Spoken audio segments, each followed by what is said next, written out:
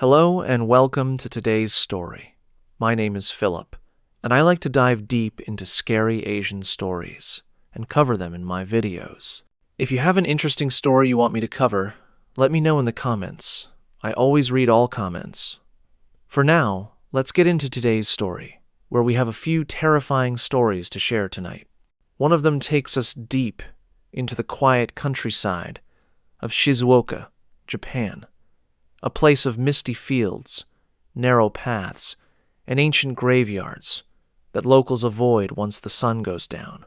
In tonight's episode, we're going into the heart of rural Japan, where something strange and deeply unsettling happened not too long ago. This story begins with a foreign teacher, a man who thought he had grown used to the calm rhythm of life in his small Japanese town. Every evening, after classes, he would take a peaceful shortcut through an old graveyard to reach his apartment, a shortcut lined with stone lanterns, moss-covered graves, and the faint sound of insects humming in the distance. But one foggy night, that quiet path became the stage for something unexplainable. A sound began to follow him, soft, slow, sticky, like the faint slap of wooden sandals on damp earth. Step by step, getting closer, matching his every move. The man's name was Daniel. He had been living in Japan for just over a year, teaching English at a small junior high school in Shizuoka Prefecture. The town itself was quiet, surrounded by sloping hills and rice paddies that shimmered under the late summer Sunday life. There was peaceful, almost too peaceful for someone used to the constant noise of city life. At first, Daniel found comfort in that silence. It gave him time to think, to breathe, to find a rhythm that life back home never allowed. Every evening after class, he would take the same route home. Most teachers preferred the main road, which curved around the cemetery and led past the local convenience store. But Daniel, in his quiet rebellion against routine, preferred the shortcut that cut straight through the old graveyard. It was faster, and in his mind, more beautiful. The narrow stone path, flanked by ancient graves and crooked wooden markers, wound uphill before dropping toward his small apartment complex. During the day, it felt serene, like walking through history. But after sunset, the atmosphere changed. The path would fill with mist rolling down from the mountains, curling around the gravestones like slow-moving breath. Locals had warned him not to take that path at night. Not because of danger, but because of something else. They said it was a place where the boundaries between the living and the dead were thin. Daniel had laughed it off the first time a coworker told him. "It's just an old story," he said, smiling. But the old janitor, a quiet man with kind eyes, shook his head and replied softly, "Old stories are usually told for a reason. Daniel didn't believe in ghosts." Not really. He'd grown up in a culture that explained everything with logic and reason. But still, he remembered that warning sometimes, especially on nights when the air felt too heavy, or when his footsteps echoed too clearly in the silence. His apartment sat at the edge of town, near the foot of a hill lined with cedar trees. The building was small, only 2 floors, with paper-thin walls and a balcony overlooking the valley. From his window, he could see the faint outline of the graveyard in the distance, just beyond the fields.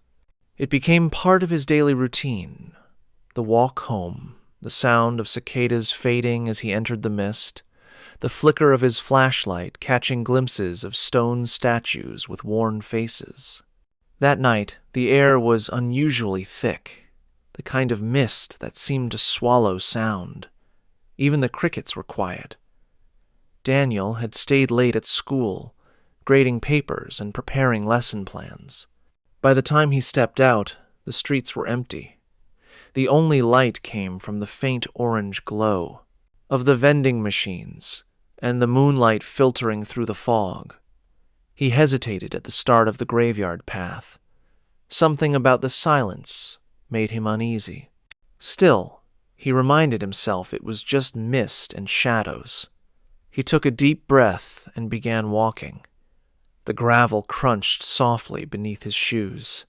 The mist clung to his jacket, cold and damp. His flashlight beam cut through the haze, illuminating stone lanterns and the occasional flicker of a small candle left by mourners. As he walked deeper, he felt that odd sensation, the one he couldn't quite explain. It was as if the air behind him had weight, like someone else was walking there too. Every time he turned around, there was nothing, just the shifting fog and the dark silhouettes of gravestones. He tried to shake the feeling off. It was just nerves, he told himself. He had a long day, and his mind was playing tricks. But even as he told himself that, he couldn't help but notice the way his heart beat a little faster each time he entered that path. There was something about the quiet, something that felt too deliberate, too watchful. In the distance, a lone crow cawed, breaking the silence for only a moment before the stillness returned. Daniel adjusted his bag, lowered his flashlight, and continued on. He didn't know it yet, but that night the path would no longer be just a shortcut. It would become the place where something unseen decided to follow him home. It started with a sound, faint, distant, almost easy to dismiss. Daniel was halfway through the graveyard path when he first heard it. A soft, wet slap echoing faintly behind him. He stopped, thinking it might be the loose sole of his shoe. But when he looked down, his shoes were fine. The mist thickened, curling around his legs like smoke, and for a few long seconds there was only silence again. Then it came once more. Beto, Beto, Beto. The sound of footsteps, slow and deliberate, falling perfectly in rhythm with his own. He froze, his breath visible in the cold air. The path was empty. The light from his flashlight scattered through the fog, catching the dull gleam of wet stone and nothing else. Daniel turned his head, scanning the narrow path behind him. No one. The rows of graves stood motionless, their carved faces hidden beneath moss and shadow. He listened again, nothing. Only the faint hum of the night and the low rustle of leaves in the wind. He laughed softly, trying to brush it off. Probably an echo, he muttered under his breath. It wasn't the first time he'd spooked himself on this walk. The path was old, uneven, and surrounded by thick trees that warped sound. He took another step forward, letting the crunch of gravel ground him. Then it returned the sound, matching him perfectly. Beto, Beto, Beto. This time, it was unmistakable. The rhythm aligned with his steps, always a half-second behind, as if someone invisible walked just out of reach. He stopped. The sound stopped, too. He took 2 quick steps. Beto, Beto. He stopped again. Silence. A strange chill ran down his spine. It wasn't fear, not yet, more like confusion sharpened by adrenaline. He turned around fully, sweeping his flashlight in a wide arc. The beam illuminated the narrow path behind him, the roots jutting out from the ground, the weathered faces of Jesus statues watching in silence. Nothing moved. Daniel's mouth felt dry. He took out his phone, switched on the camera light for extra brightness, and whispered, "Hello?" No response. The air felt heavier now, as if it pressed in from all directions. His footsteps sounded too loud, too distinct. Even the fog seemed to thicken with each breath he took. He swallowed, forcing a nervous chuckle, and continued walking. The sound followed. Beto, Beto, Beto. It wasn't human anymore. There was something unnatural about how perfectly it matched his pace, how precisely it mirrored every step. He slowed down. The sound slowed. He sped up. The sound did too. When he stopped completely, the silence that followed was absolute. A silence that seemed to listen. He turned off his flashlight for a moment, hoping his eyes might adjust and reveal something hidden by the glare. The darkness pressed close, almost alive. His ears strained to catch any movement, but the world around him felt swallowed, muffled, like being underwater. He switched the light back on. His heart jumped. Something small flickered at the edge of the beam, a faint shimmer, like heat rising off pavement. It was gone before he could focus on it. Daniel's hands trembled slightly as he adjusted his bag and started walking faster. The path curved downhill now, lined with rows of leaning gravestones. His flashlight caught a small offering table ahead, a bowl of rice, incense sticks, half-burned, and a wooden sandal resting beside it. A single, worn-out geta. He stopped again. The sound of footsteps had vanished, but a new noise replaced it. The faint scrape of something wooden dragging across stone. His eyes darted to the sandal. It hadn't moved, yet the sound continued, slow and deliberate, circling him just beyond sight. The mist seemed to breathe. It swirled gently around his knees, curling upward like a living thing. He could almost make out shapes in it, outlines that vanished the second he focused. His rational mind fought to take control. It's an animal, he told himself. A fox, maybe a badger. But no animal he knew moved like that, in perfect rhythm, always following, never revealing itself. Daniel broke into a brisk walk, gripping his flashlight tightly. His breath quickened, fogging the air in front of him. The path was narrower now, bordered by dense trees whose branches reached overhead like skeletal hands. The sound returned louder this time, closer. Beto, Beto, Beto. He spun around, his voice trembling. Is someone there? Silence. The stillness pressed in on him again, but now there was something else beneath it. A faint, rhythmic breathing that wasn't his own. Slow, steady, just behind him. He forced himself not to run. Every instinct screamed to leave, to sprint out of that graveyard and never look back. But running felt wrong, like it would break some unspoken rule. He remembered what one of his students had said weeks earlier, after hearing that he walked home through the cemetery. "Sensei," the girl had whispered, "if you ever hear footsteps behind you, don't turn around. Just say, 'Beto Beto-san, please go ahead.' Then it will leave you." He had laughed back then, but now those words came rushing into his mind like a warning meant for this very moment. The footsteps stopped. The silence deepened. He could hear his own heart pounding in his chest. The mist around him felt thick enough to choke on. Then, right behind him, so close it made him flinch, came one last step. Beto. He spun around, his flashlight beam shaking wildly through the fog. Empty. Completely empty. But the air felt different, charged, as if something unseen had brushed past him. Daniel stood there, frozen, staring into the mist for what felt like minutes. Nothing moved. And yet, the uneasy feeling didn't fade. Something was there, watching, waiting. He didn't know it yet, but this was only the beginning. The following days passed in a haze of unease. Daniel told himself it was nothing exhaustion, an overactive imagination, but something about that night clung to him.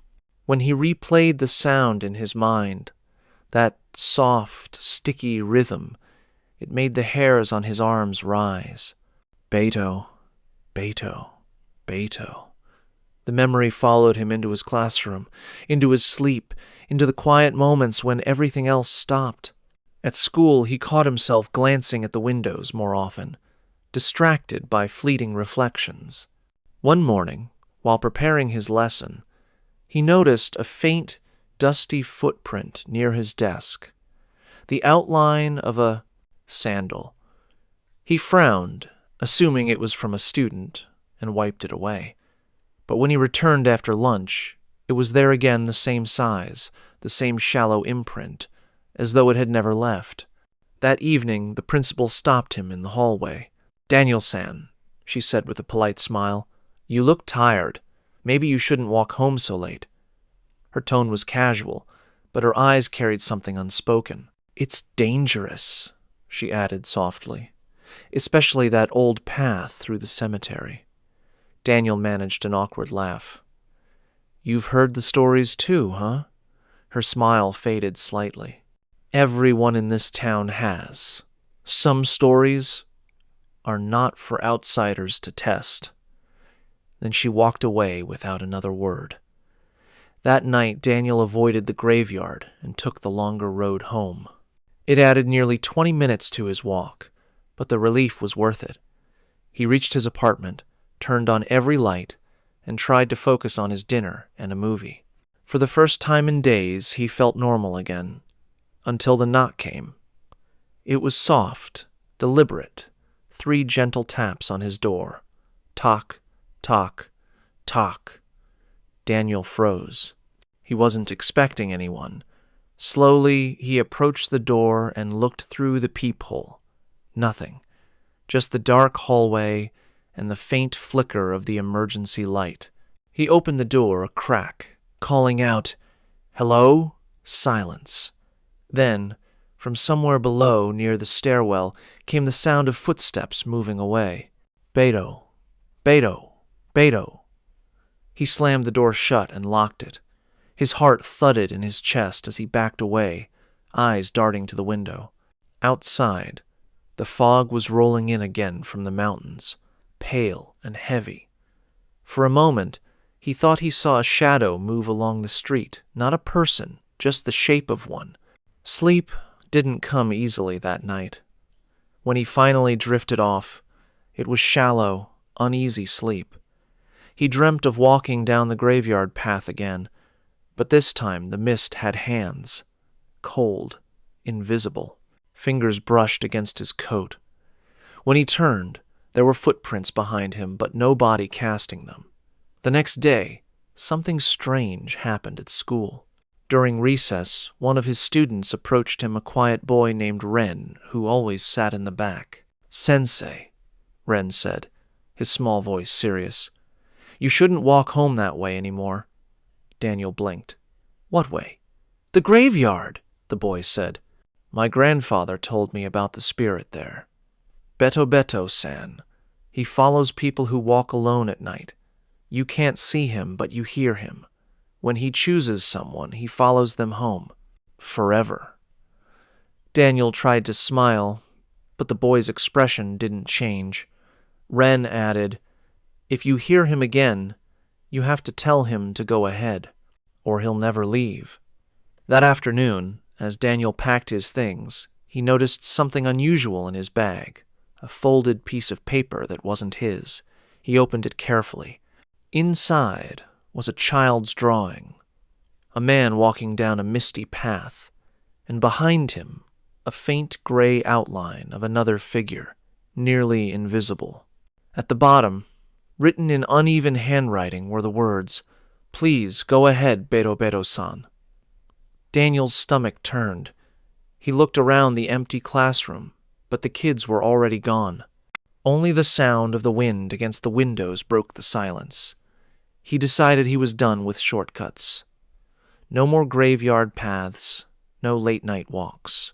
But sometimes, even when he drove the long route home, he'd glance in the rearview mirror and think he saw movement, a shifting blur, keeping pace with his car, vanishing the second he tried to focus. One night, as he parked outside his building, he heard it again. Soft, slow, from the far end of the street. Beto, Beto, Beto. He shut off the engine. The sound continued, rhythmic and patient.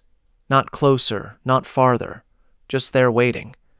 Daniel whispered into the dark, his voice trembling. "Please, go ahead." The sound stopped, instantly, but as he turned toward his apartment door, the light above the entrance flickered once, twice, and in that brief flash, he saw it. A figure, faint and colorless, standing at the edge of the street, facing him, bare feet, no face. And then it was gone. The next evening brought a heavy rain that never seemed to stop. It poured relentlessly, drumming against the thin roof of Daniel's apartment and blurring the world outside into streaks of gray. The air felt strange, like the quiet before a storm within a storm. His students had gone home early, and he spent most of the evening pacing, trying to convince himself that everything that had happened so far had a rational explanation. But the truth was beginning to sink in. He hadn't slept properly in days. Every night, the same faint sound outside his window woke him, the same dragging, sticky rhythm, always just far enough away to make him question it. Beto, Beto, Beto. Tonight, though, it felt different. The sound wasn't distant anymore. It was deliberate, close. He stood by the window, watching the rain blur the view of the empty street. His reflection looked pale, hollow-eyed, unfamiliar. Then in a flash of lightning, he thought he saw it again. A faint silhouette across the street, standing still in the rain. The outline barely visible through the downpour, yet unmistakably human. His heart skipped. He blinked, and the figure was gone. His phone buzzed suddenly, breaking the silence.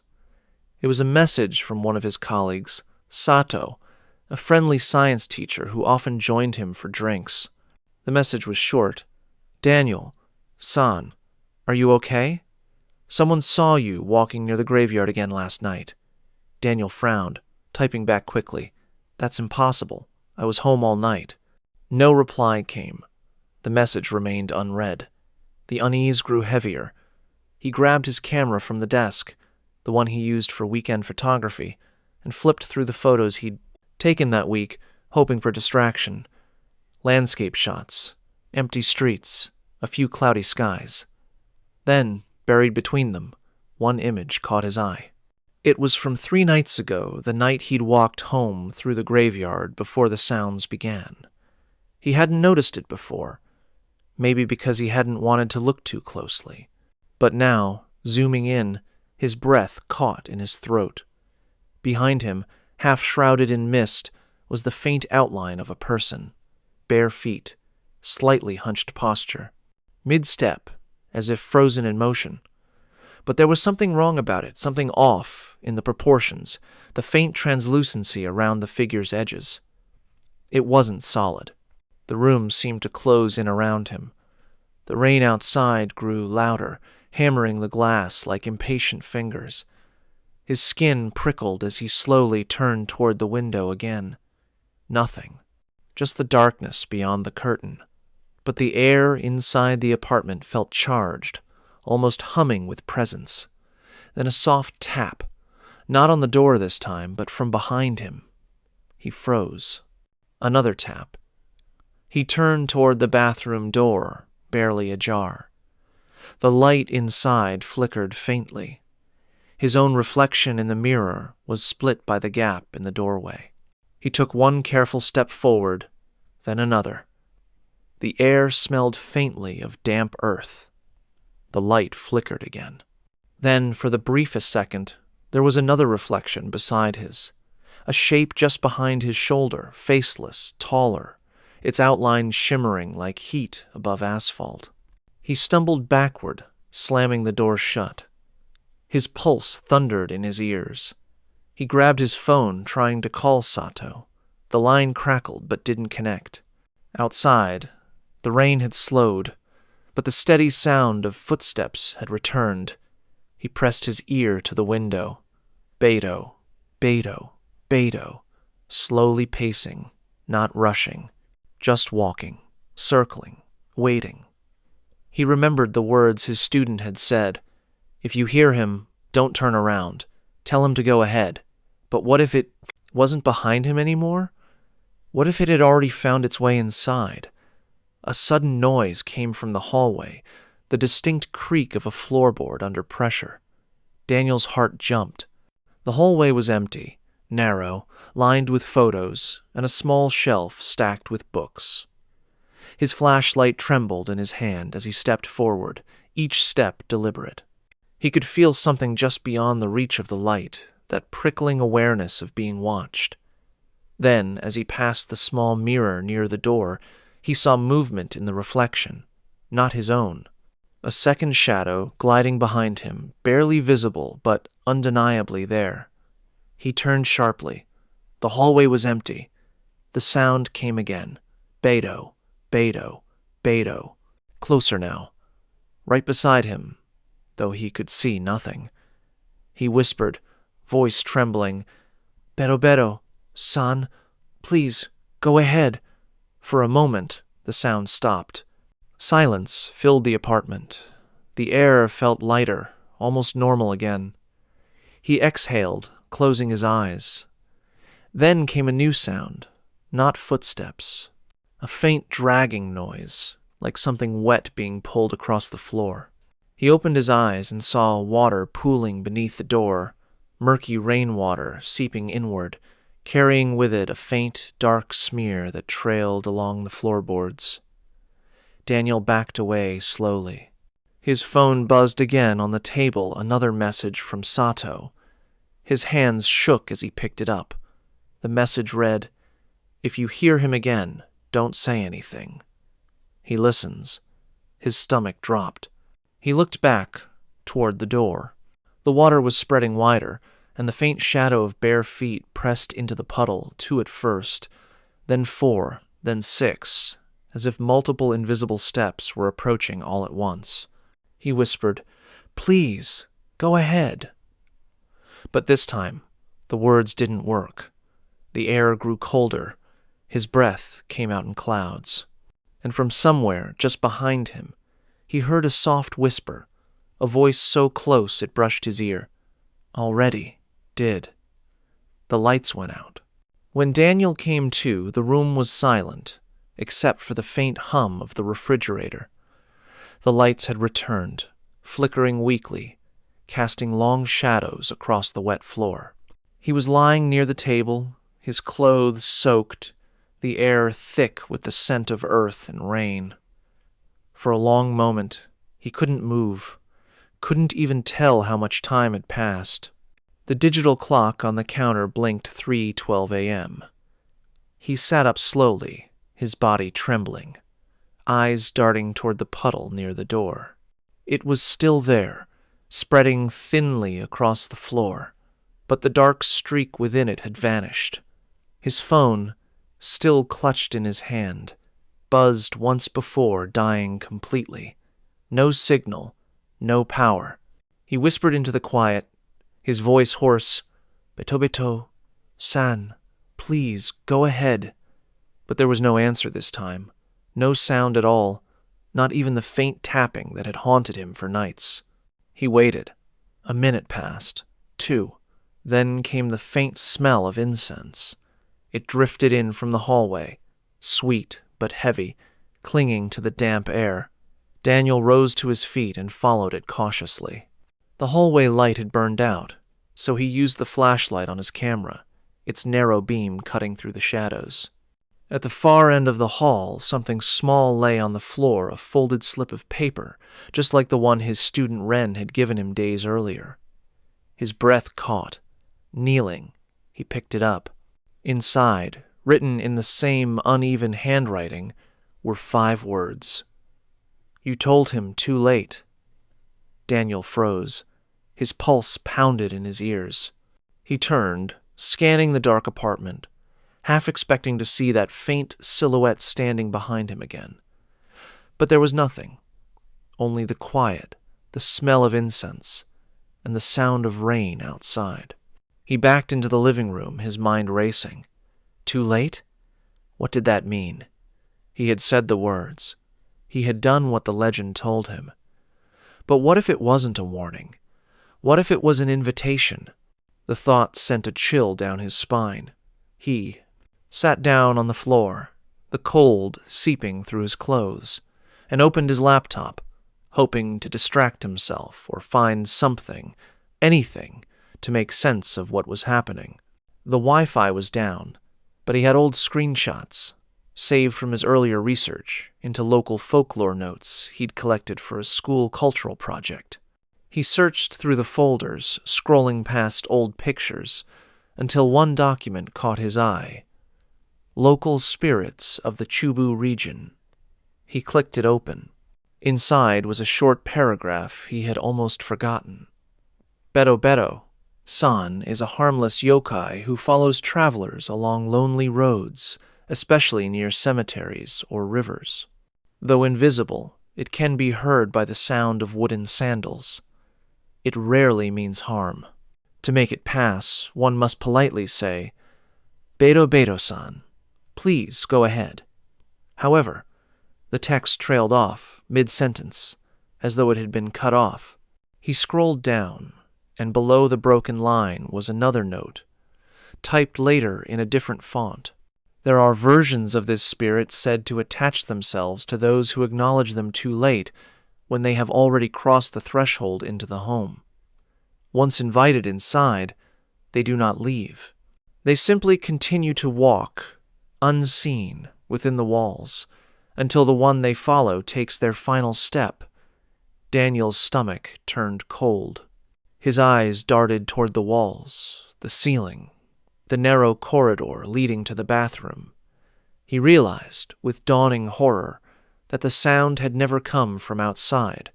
It had always been inside.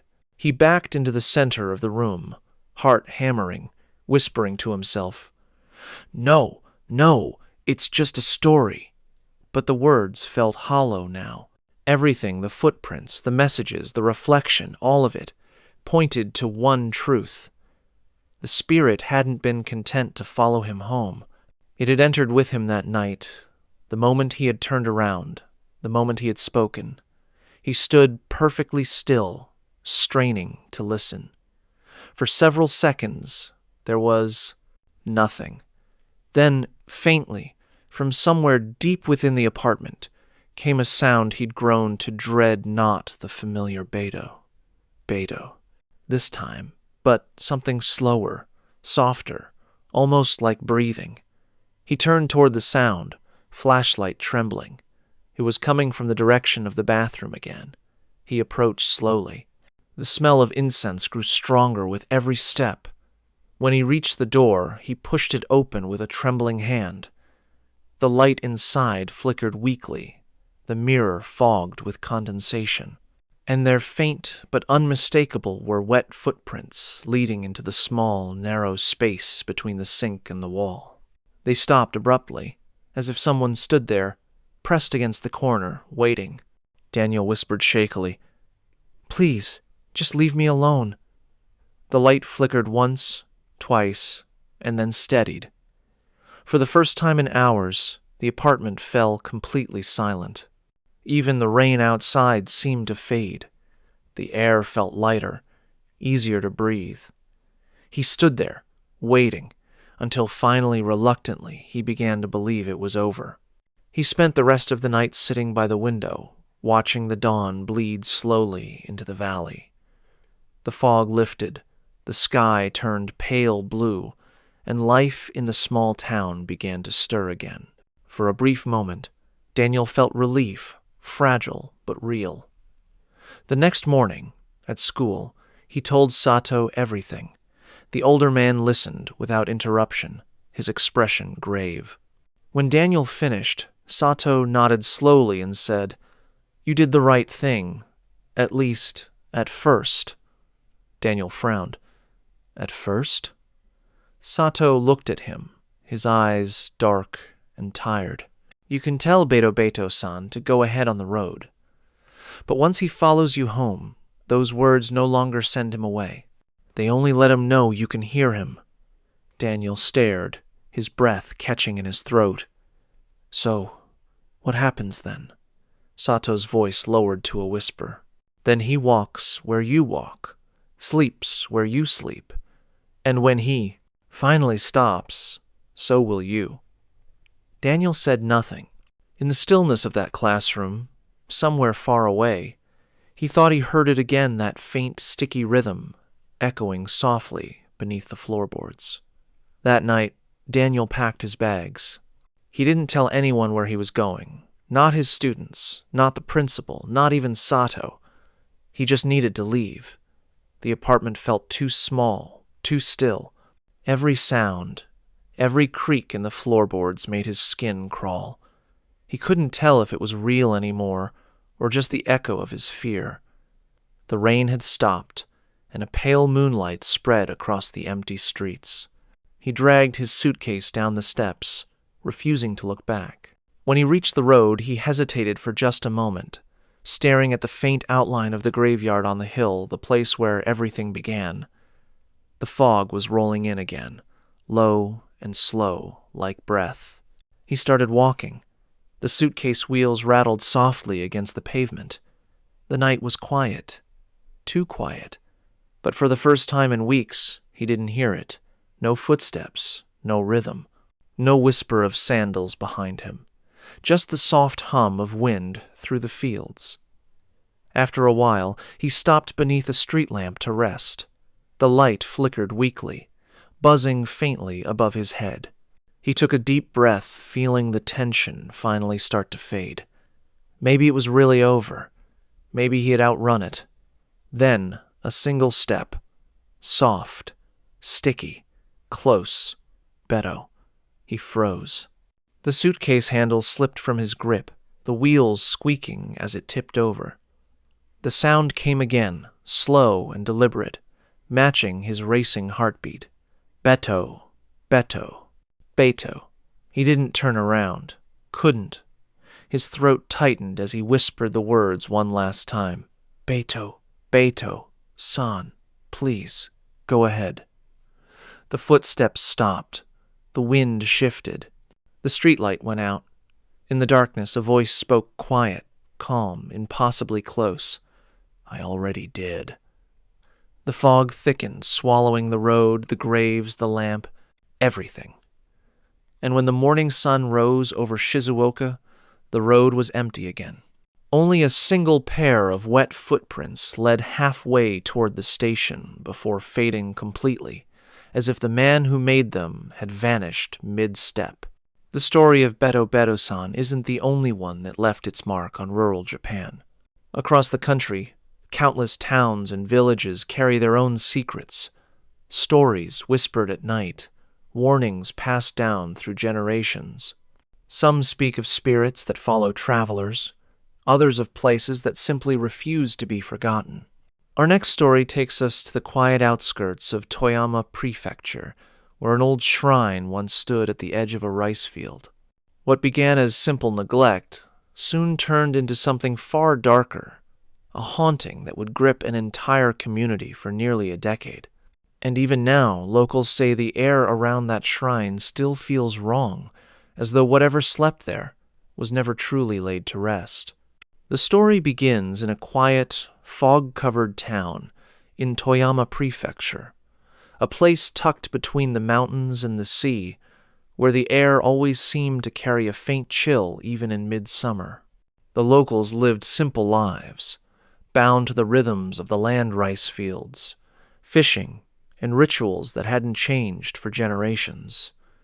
To outsiders, it looked peaceful, almost picturesque, but those who lived there knew the valley held its own kind of silence, not calm, but expectant, as if the earth itself were holding its breath. At the northern edge of town stood an old roadside shrine, barely more than a small wooden shelter crowned by a fading red torii gate. No one remembered who built it or when. The paint had long peeled away, the rope across the entrance frayed and blackened by rain. Moss crept up the legs of the gate, and the forest behind it seemed to lean closer each year, swallowing the structure little by little. People used to stop there to offer a quick prayer when passing by. Travelers, farmers, even children walking home from school. But over time, those visits stopped. The shrine sat on land belonging to the Nakamura family, who had tended the same rice paddies for 3 generations. They were ordinary people, hard-working, quiet, respected in the town. The father, Haruto, was a man of reason, the type who laughed off ghost stories as superstition. His wife, Aiko, was softer-spoken, deeply spiritual, the kind of woman who still placed offerings at the family altar every morning. Together, they lived with their 2 children, Sota and Hana, in a farmhouse that looked out over the shrine from across the narrow dirt road. It started one spring evening, when Haruto noticed something strange. The air near the shrine shimmered, as if heat rose from the ground even though the night was cold. He blinked, rubbed his eyes, and it was gone. He told himself it was just tiredness. But later that week, their cows began refusing to eat, pacing nervously at dusk, as though something unseen moved near the barn. Then one morning, the family's dog was found sitting motionless at the edge of the field, staring toward the torii with its ears flat and body rigid, trembling at sounds no one else could hear. Aiko grew uneasy. She told her husband that the shrine looked lonely, that it needed tending, a small cleaning, perhaps a new rope, maybe a few fresh offerings to honor whatever spirit lived there. Haruto laughed, brushing it off as nonsense. But that night, the rain came hard, and when they woke the next morning, the torii had fallen halfway forward, as if bowing toward their home. By the following week, more strange things began to happen. Tools left near the paddies vanished, only to be found later arranged neatly in front of the shrine. Lights flickered in the windows after midnight, and faint whispering voices drifted through the fields. At first, the Nakamuras thought it was pranksters. Haruto even waited up one night with a flashlight, determined to catch whoever was sneaking onto their property. But when he heard the footsteps approaching slow, deliberate, circling the house, there was no one there. Soon, even their neighbors began noticing strange things. Farmers walking home after sunset claimed to see white shapes moving between the rice stalks, drifting like mist. One man swore he saw a figure kneeling before the shrine, its head bowed low, though when he approached, it dissolved into the darkness. Children whispered that a white fox lived in the forest nearby, its eyes glowing like coals whenever lightning flashed. By the time summer came, the Nakamura family barely spoke about it anymore.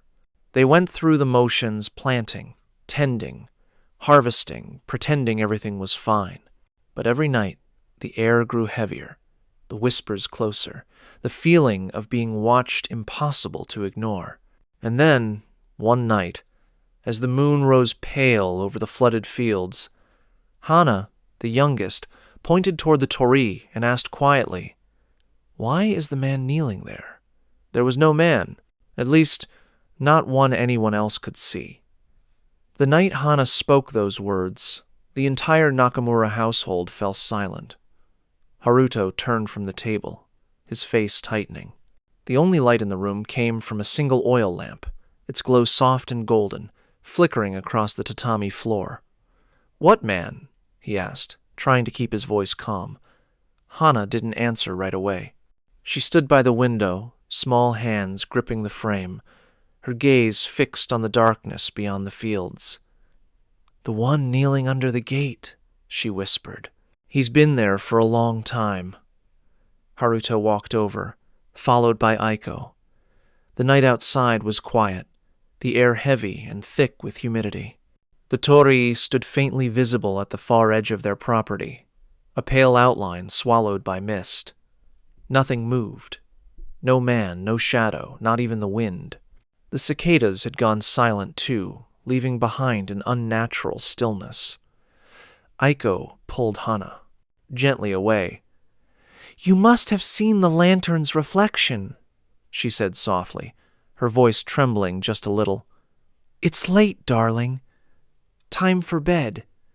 But Hana only shook her head.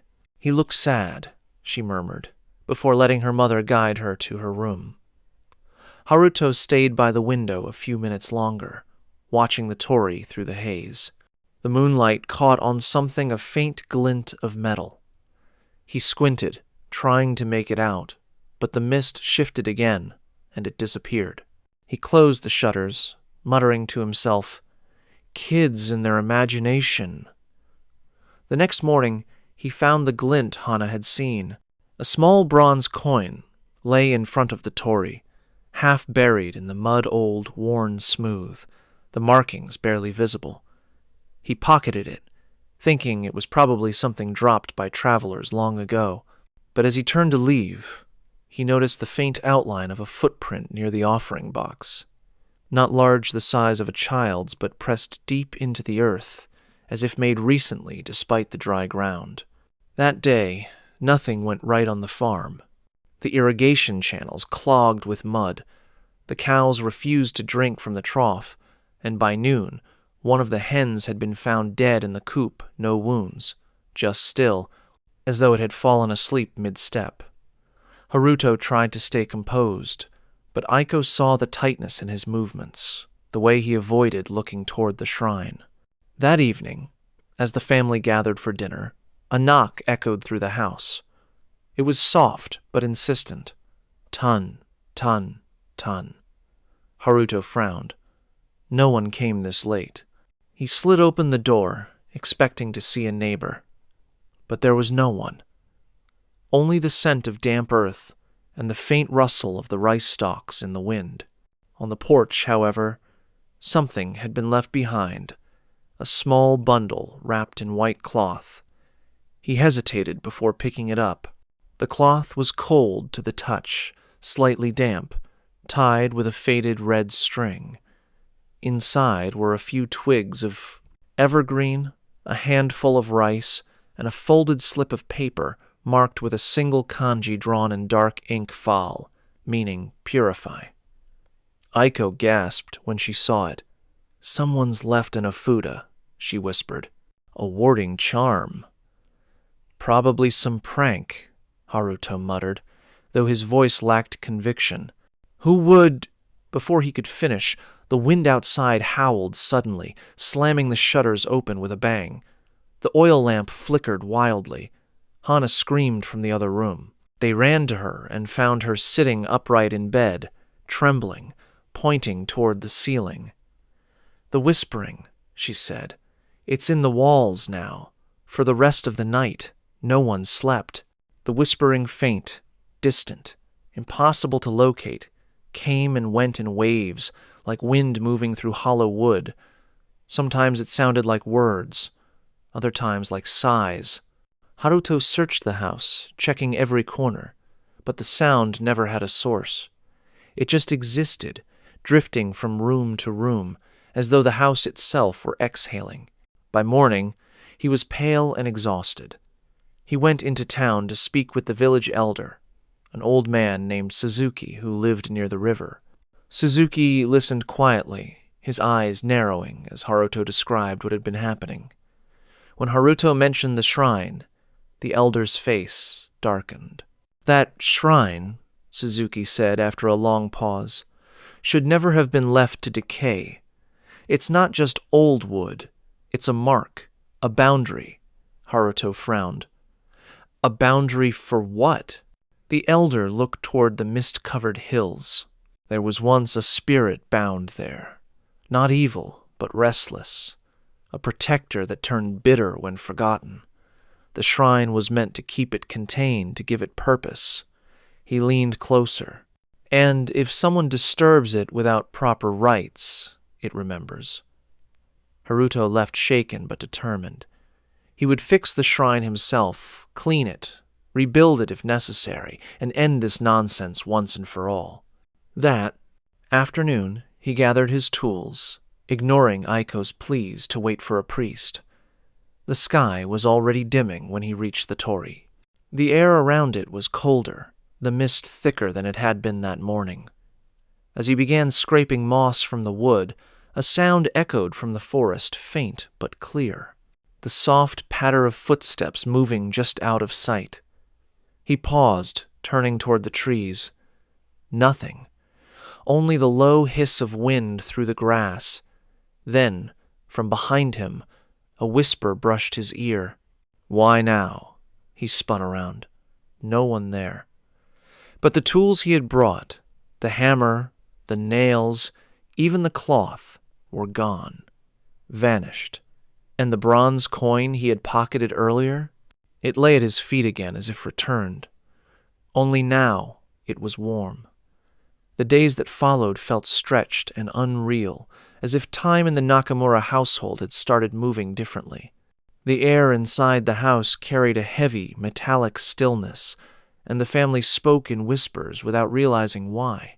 Even the children, once noisy and bright, moved quietly from room to room, glancing toward the shrine whenever the wind blew.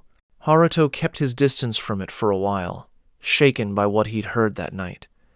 But the strange disturbances didn't stop.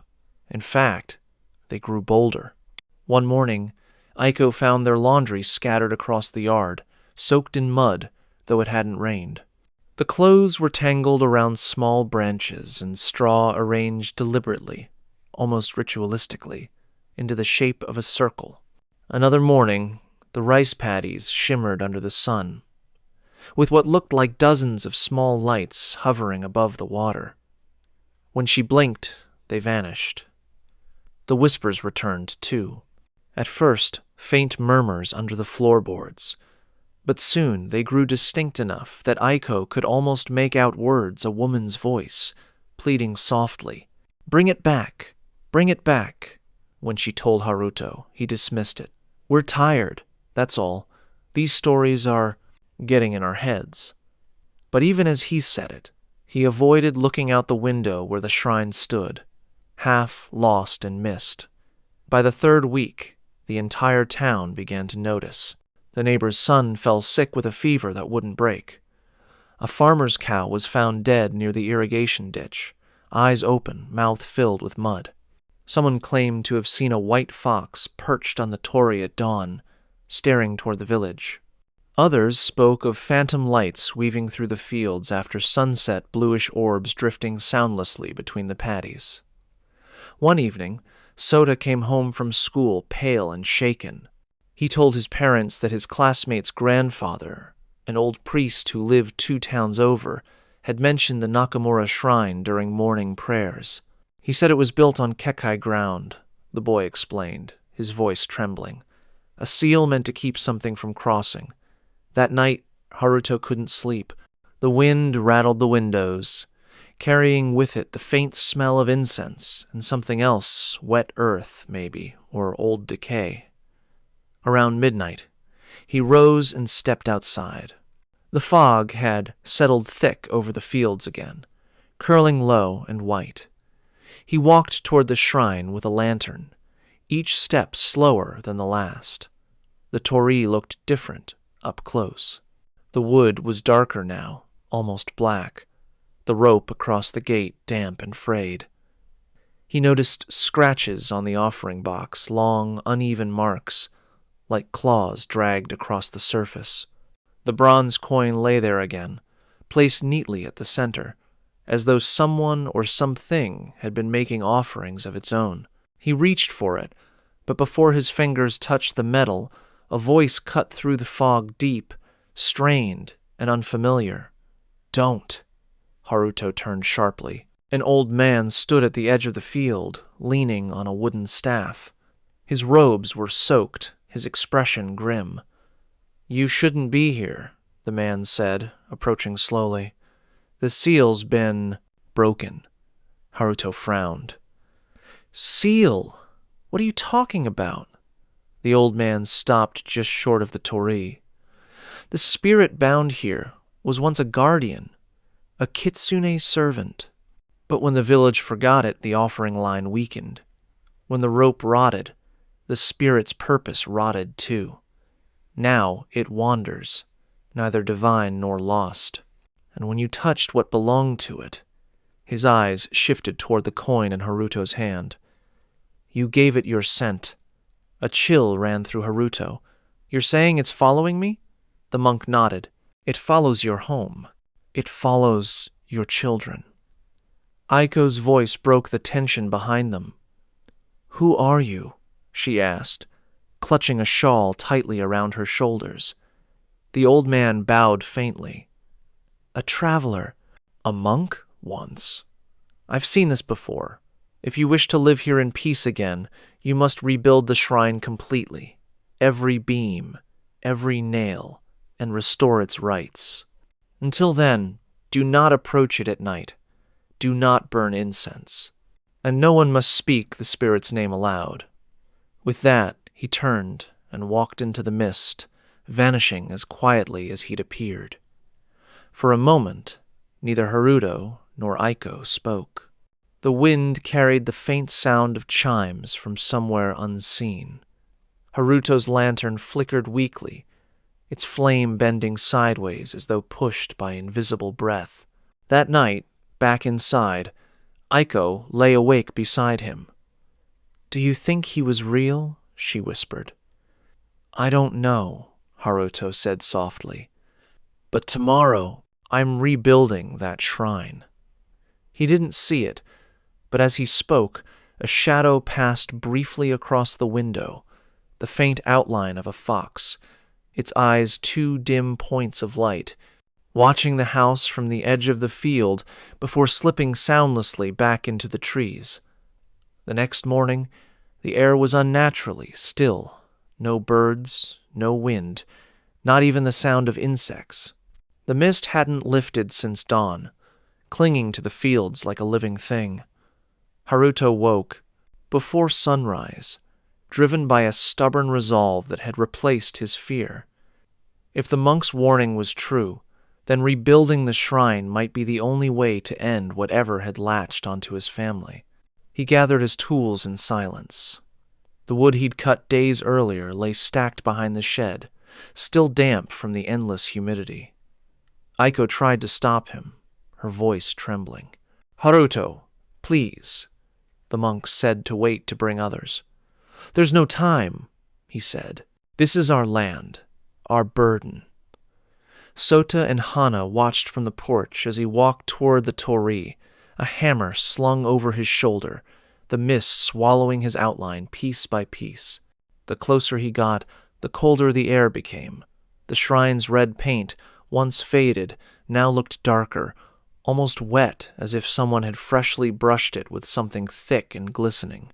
He knelt before the offering box and began his work. Each strike of the hammer echoed too loudly in the still air, the sound carrying far across the silent fields. As he removed the old rotted planks, he noticed strange symbols carved beneath them, crude spirals and uneven strokes, some overlapping, some deeply gouged into the wood. They looked more like scratches than writing. He paused, a chill running through him. Then, from somewhere behind the torii, he heard the faint sound of movement, the dry rustle of leaves brushing against fabric. "Who's there?" he called. No answer. The fog thickened, curling around the base of the gate like smoke. From the house, Aiko watched anxiously. She could barely see him now, just a faint shadow shifting in the mist. Suddenly, the hammering stopped. The silence that followed was heavy, too long. "Haruto!" she called out. No response. She stepped off the porch and took a few cautious steps forward. Then the hammering began again, faster this time, frantic, uneven. The sound carried a strange rhythm, like someone pounding not on wood but against the ground. When Aiko finally reached him, Haruto was standing motionless before the shrine, his back rigid, the hammer lying on the dirt beside him. His eyes were fixed on something above the torii. Aiko followed his gaze and felt her breath catch. Perched atop the gate was a white fox, its fur glistening faintly in the dim light, its eyes an unnatural amber. It watched them silently, tail curled neatly around its paws. But its face there was something human about it. The corners of its mouth twitched as though it was trying to form words. Aiko took a step back, clutching her chest. "Haruto," she whispered. The fox tilted its head, and in that moment, The rope across the torii snapped with a sharp crack. The air changed instantly heavy, suffocating. A sound rose from the forest behind them, low and resonant, like 100 voices whispering in unison. Haruto stumbled back. The ground beneath the shrine began to tremble, the soil cracking in small, jagged lines that spread outward like veins. The mist grew darker, almost black, swirling around the gate in slow, deliberate spirals. Aiko grabbed her husband's arm, shouting over the rising wind, "We have to go!" But Haruto's eyes were fixed on the shrine, wide with something between terror and recognition. "It's not angry," he said hoarsely. "It's waiting." "Waiting for what?" He didn't answer. The ground split open beneath the offering box, revealing a hollow space filled with something that shimmered faintly, pieces of metal, coins, broken talismans, fragments of bone. The smell of incense and rot filled the air. From within the pit came a sound, soft at first, then growing clearer. A whisper, distinctly human, yet not a voice at all. "Return what was taken." Haruto fell to his knees. His hands trembled as he reached into his pocket and pulled out the old bronze coin, the one he'd found weeks ago. It was warm again, pulsing faintly against his skin. "This?" he whispered. "Is this what you want?" The mist around them seemed to pulse with his words. The fox's head tilted once more, then slowly it vanished, dissolving into a ripple of pale light. Haruto placed the coin carefully into the hollow beneath the shrine. The moment it touched the earth, the wind stopped. The mist froze, suspended mid-air like glass. For a brief, impossible moment, everything was utterly still. Then a deafening crack split the silence. The torii collapsed forward, striking the ground just inches from where he knelt. The impact sent a rush of cold air through the fields, strong enough to knock Aiko back. She opened her eyes, coughing, only to find the shrine completely gone as if it had never existed. Haruto stood amid the wreckage, chest heaving, eyes wide. The mist began to fade, drifting upward like smoke after a fire. But before it vanished completely, Aiko saw them faint silhouettes in the fog. Dozens of figures kneeling in the fields, their heads bowed toward the place where the shrine once stood. She blinked, and they were gone. When she looked back at Haruto, he was still staring at the empty space in front of him, his face pale, his expression unreadable. "It's done," he said quietly. But as they turned back toward the house, the faint scent of incense lingered in the air, and from somewhere deep in the woods, a single fox's cry echoed, long and mournful, breaking the silence once more. The following days passed in a daze. The storm that had swept through the valley after the torii's collapse left the town shrouded in a damp stillness.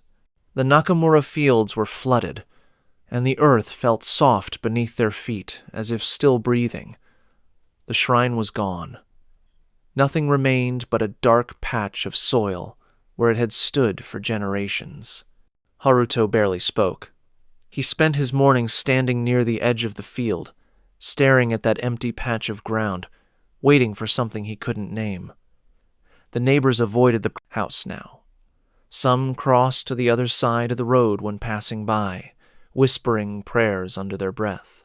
Even the priest from the next town refused to come when Aiko called for help, only sending a message that read, "Disturbing the seal twice invites what lies beneath."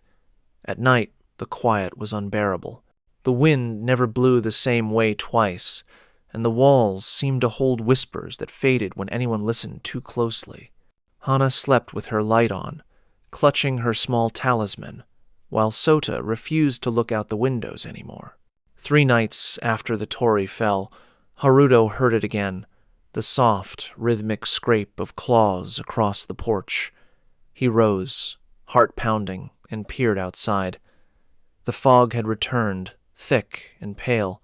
On the wooden step lay the bronze coin, the same one he had buried beneath the shrine. It was clean now, gleaming faintly under the moonlight. Aiko woke to find him standing at the doorway, the coin in his palm. "You put it back," she whispered. "Why is it here again?" He didn't answer. His eyes were fixed on something beyond the field. There, at the edge of the mist, stood a figure, small, hunched, and still. For a moment, it looked human. Then, as the wind shifted, it stretched, its form rippling like heat, the faint outline of a long tail flickering behind it. By morning, Haruto was gone. His footprints led from the house to the place where the shrine once stood and stopped. The police searched for days but found nothing. No trail, no struggle, no body. Only the faint scent of incense lingering in the soil.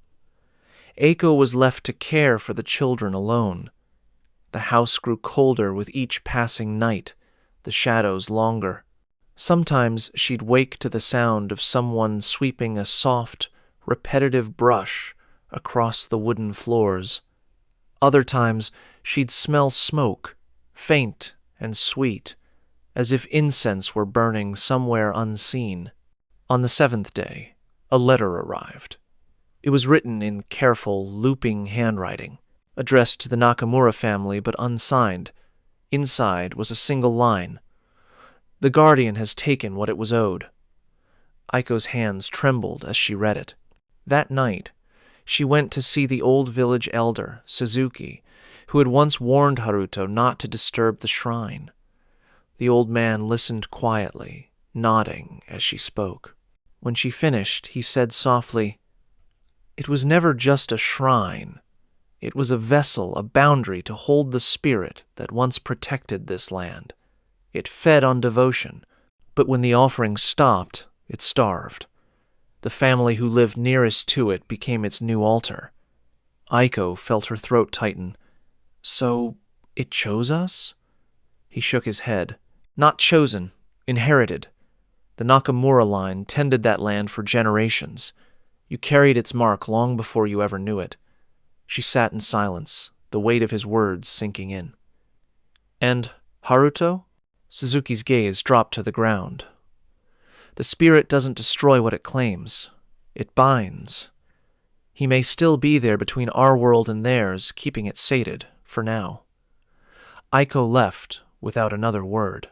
By the time she returned home, the fog had thickened again, rolling through the fields in low waves. The air was damp and heavy with the scent of rain and incense. She stepped inside quietly, her children already asleep, and noticed something odd. The tools Haruto had used to rebuild the shrine were gone from the shed. In their place, on the workbench, lay a new length of rope, freshly woven and tied with a sacred knot. The next morning, she found Soda standing at the window, staring toward the field. "Mama," he said softly, "there's a new gate." Her heart stopped. She ran outside, and there, in the very spot where the old torii had fallen, stood a new one, smaller, but unmistakably new. The wood was pale and smooth, the rope above it bright and golden, as though untouched by time. She fell to her knees, trembling. No one in the town would have dared build it. No one would have come near that place at all. Yet it stood there, solid, shining faintly in the morning Sunday. As she watched, the faintest wisp of smoke rose from the base of the shrine, a single thread curling into the sky. And just beyond the torii, near the forest's edge, she saw it, a white fox watching silently. It turned once, meeting her gaze, and then slipped into the trees. Eiko pressed her hand to her chest, tears stinging her eyes. The fear that had gripped her heart for weeks began to change, not vanish, but shift into something strange and solemn. The spirit had taken what it wanted, but it had also restored what was broken. The shrine stood again. The land was quiet. The whispers were gone. For now. That evening, the sky over Toyama burned with the deep red of an approaching storm. Aiko stood on the porch, watching the new torii glow faintly in the fading light. The air felt heavier than before, but calm, unnaturally calm. The children were inside, asleep at last, their small breaths steady and even. For the first time in weeks, there was peace. Then the wind shifted. A low hum drifted across the fields, so faint it could almost be mistaken for distant chanting. The sound came from the direction of the shrine. Aiko stepped down onto the damp earth, drawn forward despite herself. The closer she got, the stronger the scent of incense became.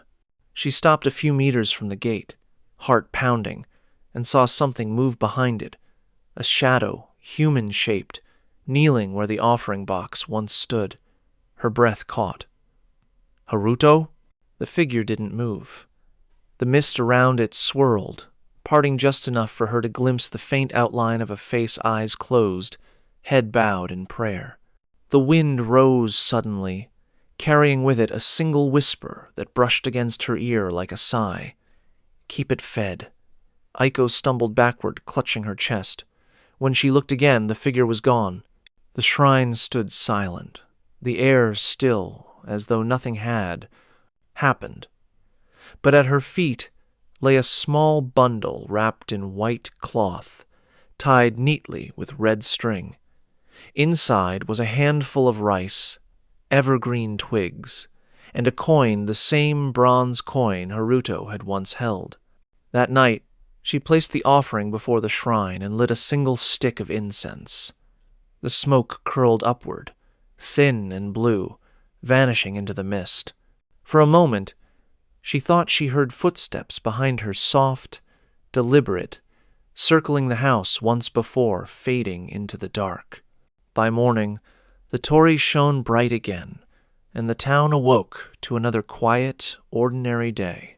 But the villagers say that when the wind blows from the north, you can still smell incense in the air, and if you listen closely near the Nakamura fields, you'll hear the faint scrape of a broom sweeping endlessly, as though someone is still tending the shrine that should have never been rebuilt. The haunting of the Nakamura shrine left behind whispers of faith, guilt, and something ancient that refused to sleep. But not all hauntings belong to the countryside. In Japan's dense cities, where every wall hides another life, spirits find new ways to linger quieter, closer, more intimate. While rural legends fade into the forests, urban ghosts slip into modern spaces, apartments, elevators, screens. Our next story takes us far from Toyama's misty fields to the restless heart of Tokyo, where neon lights never go out and shadows have nowhere to hide.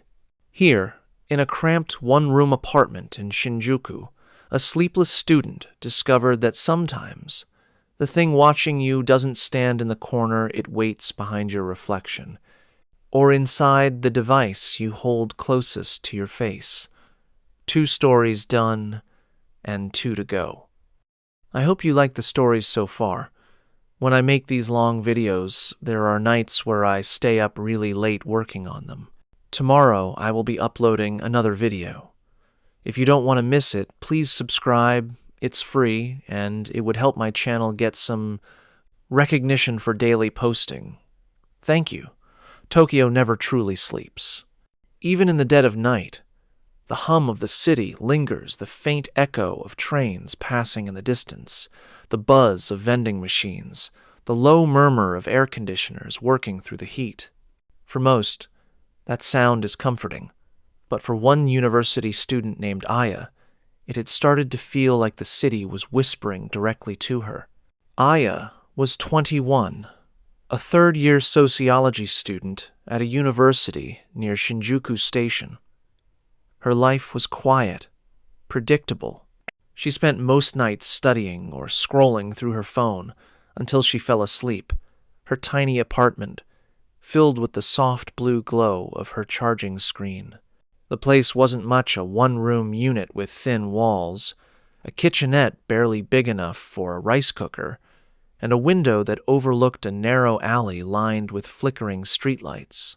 She had moved in at the start of summer, drawn by the rent price and its proximity to campus. The building itself was old, maybe from the 1982nd, with yellowed walls and a faint smell of mildew that clung to the hallways, no matter how much the landlord cleaned. Her neighbors kept to themselves, mostly students and night shift workers who passed each other with polite nods but never conversation. Aya didn't mind the solitude. In fact, she liked it. Tokyo could be overwhelming, and her small room felt like a world she could control, quiet, contained, her own. She had one nightly ritual. Before bed, she'd place her phone on the charger next to her pillow, set her sleep tracker to record her breathing, and fall asleep to the hum of her fan. It was ordinary, uneventful, safe. Until that August night. The air was thicker than usual, heavy with humidity. The ceiling fan spun lazily, doing little to cool the room. Aya lay awake past midnight, the light from her phone dimming as she scrolled through messages. Outside, she could hear the city winding down a distant ambulance siren, a train's final departure, and then silence. Just the faint hum of her charger cable against the wall. She finally put her phone down, plugging it in, as always. The glow of the screen cast soft light over her pillow before fading to black. She turned over, eyes closing slowly, the warmth of the night pressing down on her. It was the kind of silence that felt too deep. Sometime, around 3 a.m., she stirred. A faint sound, maybe a creak brushed against her half-dreaming mind. She reached for her phone out of habit, intending to check the time, but her fingers met only the cold, empty sheet. Her eyes opened fully, confusion flickering through her drowsiness. The cable dangled loose beside her pillow, swinging slightly, as if recently disturbed. She sat up. The room was still. The fan spun. Nothing seemed out of place except for that missing weight in her hand. She blinked, trying to make sense of it. Maybe it had slipped onto the floor. She leaned over, scanning beneath the bed, under her blanket, behind the pillow. Nothing. Her pulse quickened. The air felt different now, heavier, charged, as if someone had just exhaled nearby. Aya turned on the small lamp beside her futon. The light flickered twice before steadying. Everything in the room looked exactly as it always did, tidy, familiar, yet something about it felt wrong. The air smelled faintly metallic, like wet coins. She stood, searching every corner of the desk, the windowsill, even her shoes by the door. The phone was gone, completely gone. And though she tried to rationalize it, maybe she'd misplaced it, maybe she'd left it in her bag, a cold thought crept in anyway. The door was locked from the inside. The windows were sealed. No one had entered. Yet something had moved while she slept. Outside, somewhere down the narrow alley, a sound echoed faintly. A single drawn-out ring, like a phone vibrating against wood. Aya froze, her breath catching in her throat. It was faint, but unmistakable her ringtone, and it was coming from somewhere within her room. The sound stopped the moment Aya turned toward it. The silence that followed was suffocating heavy, unnatural, almost physical. Her eyes darted across the small apartment. There wasn't anywhere for something to hide. Just the bed, the desk, the closet, and the narrow space between them. The air conditioning unit clicked quietly in the corner, the only thing that moved. She stood frozen for several seconds, listening. Nothing. The sound hadn't come from outside, she was certain now. It had come from inside the room. She knelt and checked beneath the futon again, heart pounding, pulling up the edges of the blanket, as if the phone might somehow materialize. Still nothing. Her mind scrambled for logic. Maybe the ringtone had echoed from a neighbor's phone through the thin walls. Maybe she'd imagined it. Tokyo apartments were full of strange noises, pipes creaking, wiring, humming, the odd vibration of someone's washing machine next door. That had to be it. She was overtired, overheated, and her brain was making ghosts out of echoes. Still, she couldn't shake the unease crawling beneath her skin. She took a deep breath and tried to calm herself, turning on every light in the apartment. Brightness chased away the shadows clinging to the corners, but not the feeling that someone or something was standing just beyond her sight. She checked the door. Locked. The chain still bolted. Then the small window above her kitchenette also latched. Aya stood there a moment, her hand pressed against the glass, watching her own reflection stare back at her. Her reflection looked pale, disoriented, almost hollow. When she turned back toward the bed, she froze. The charging cable, the one that had been dangling loosely a moment ago now, lay flat against the pillow, coiled neatly, as though someone had placed it there on purpose. Her throat tightened. She hadn't touched it. She was sure she hadn't touched it. Slowly, she reached for it, her fingers trembling. It was warm. Aya's breath quickened. She forced herself to speak, her voice shaky but loud. "Hello? Is someone here?" The air conditioner whirred faintly in response. Nothing else. She took a step back, suddenly aware of how small the room truly was. The shadows in the corners seemed to breathe with her, expanding and shrinking in rhythm. Her eyes caught movement near the desk. A faint flicker of light, gone as quickly as it appeared. She approached carefully. The desk was bare, except for her books, a cup of pens, and a small mirror she used for makeup. The mirror was angled slightly toward her bed. Something about it felt off. The reflection of the room behind her didn't quite match what she saw. It was subtle.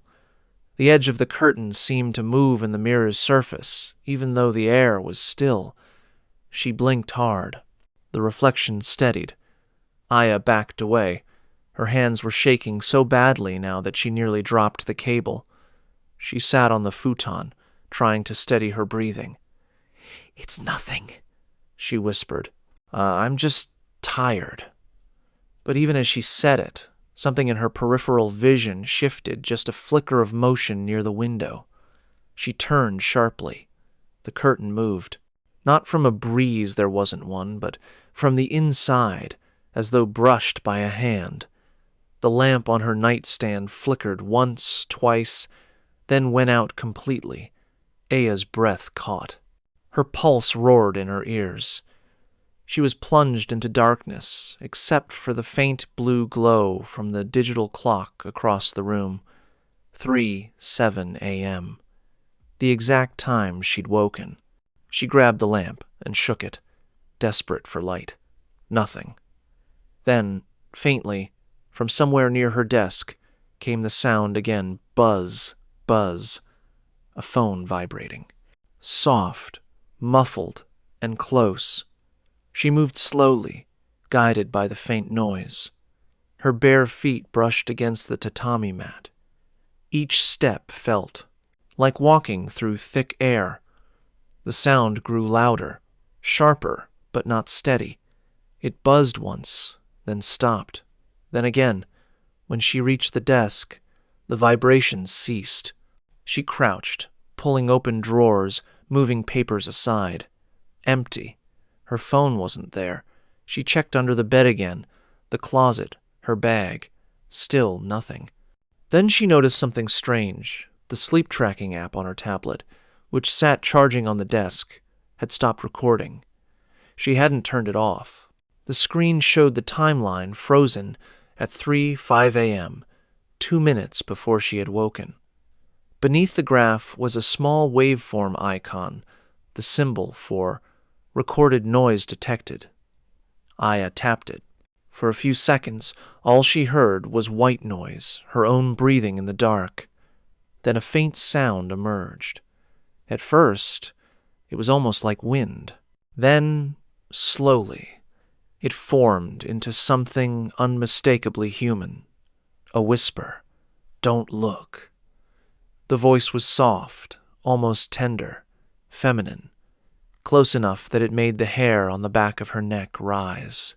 Aya's eyes widened, her hand frozen above the tablet. She stopped the playback, heart racing. The silence afterward was deafening.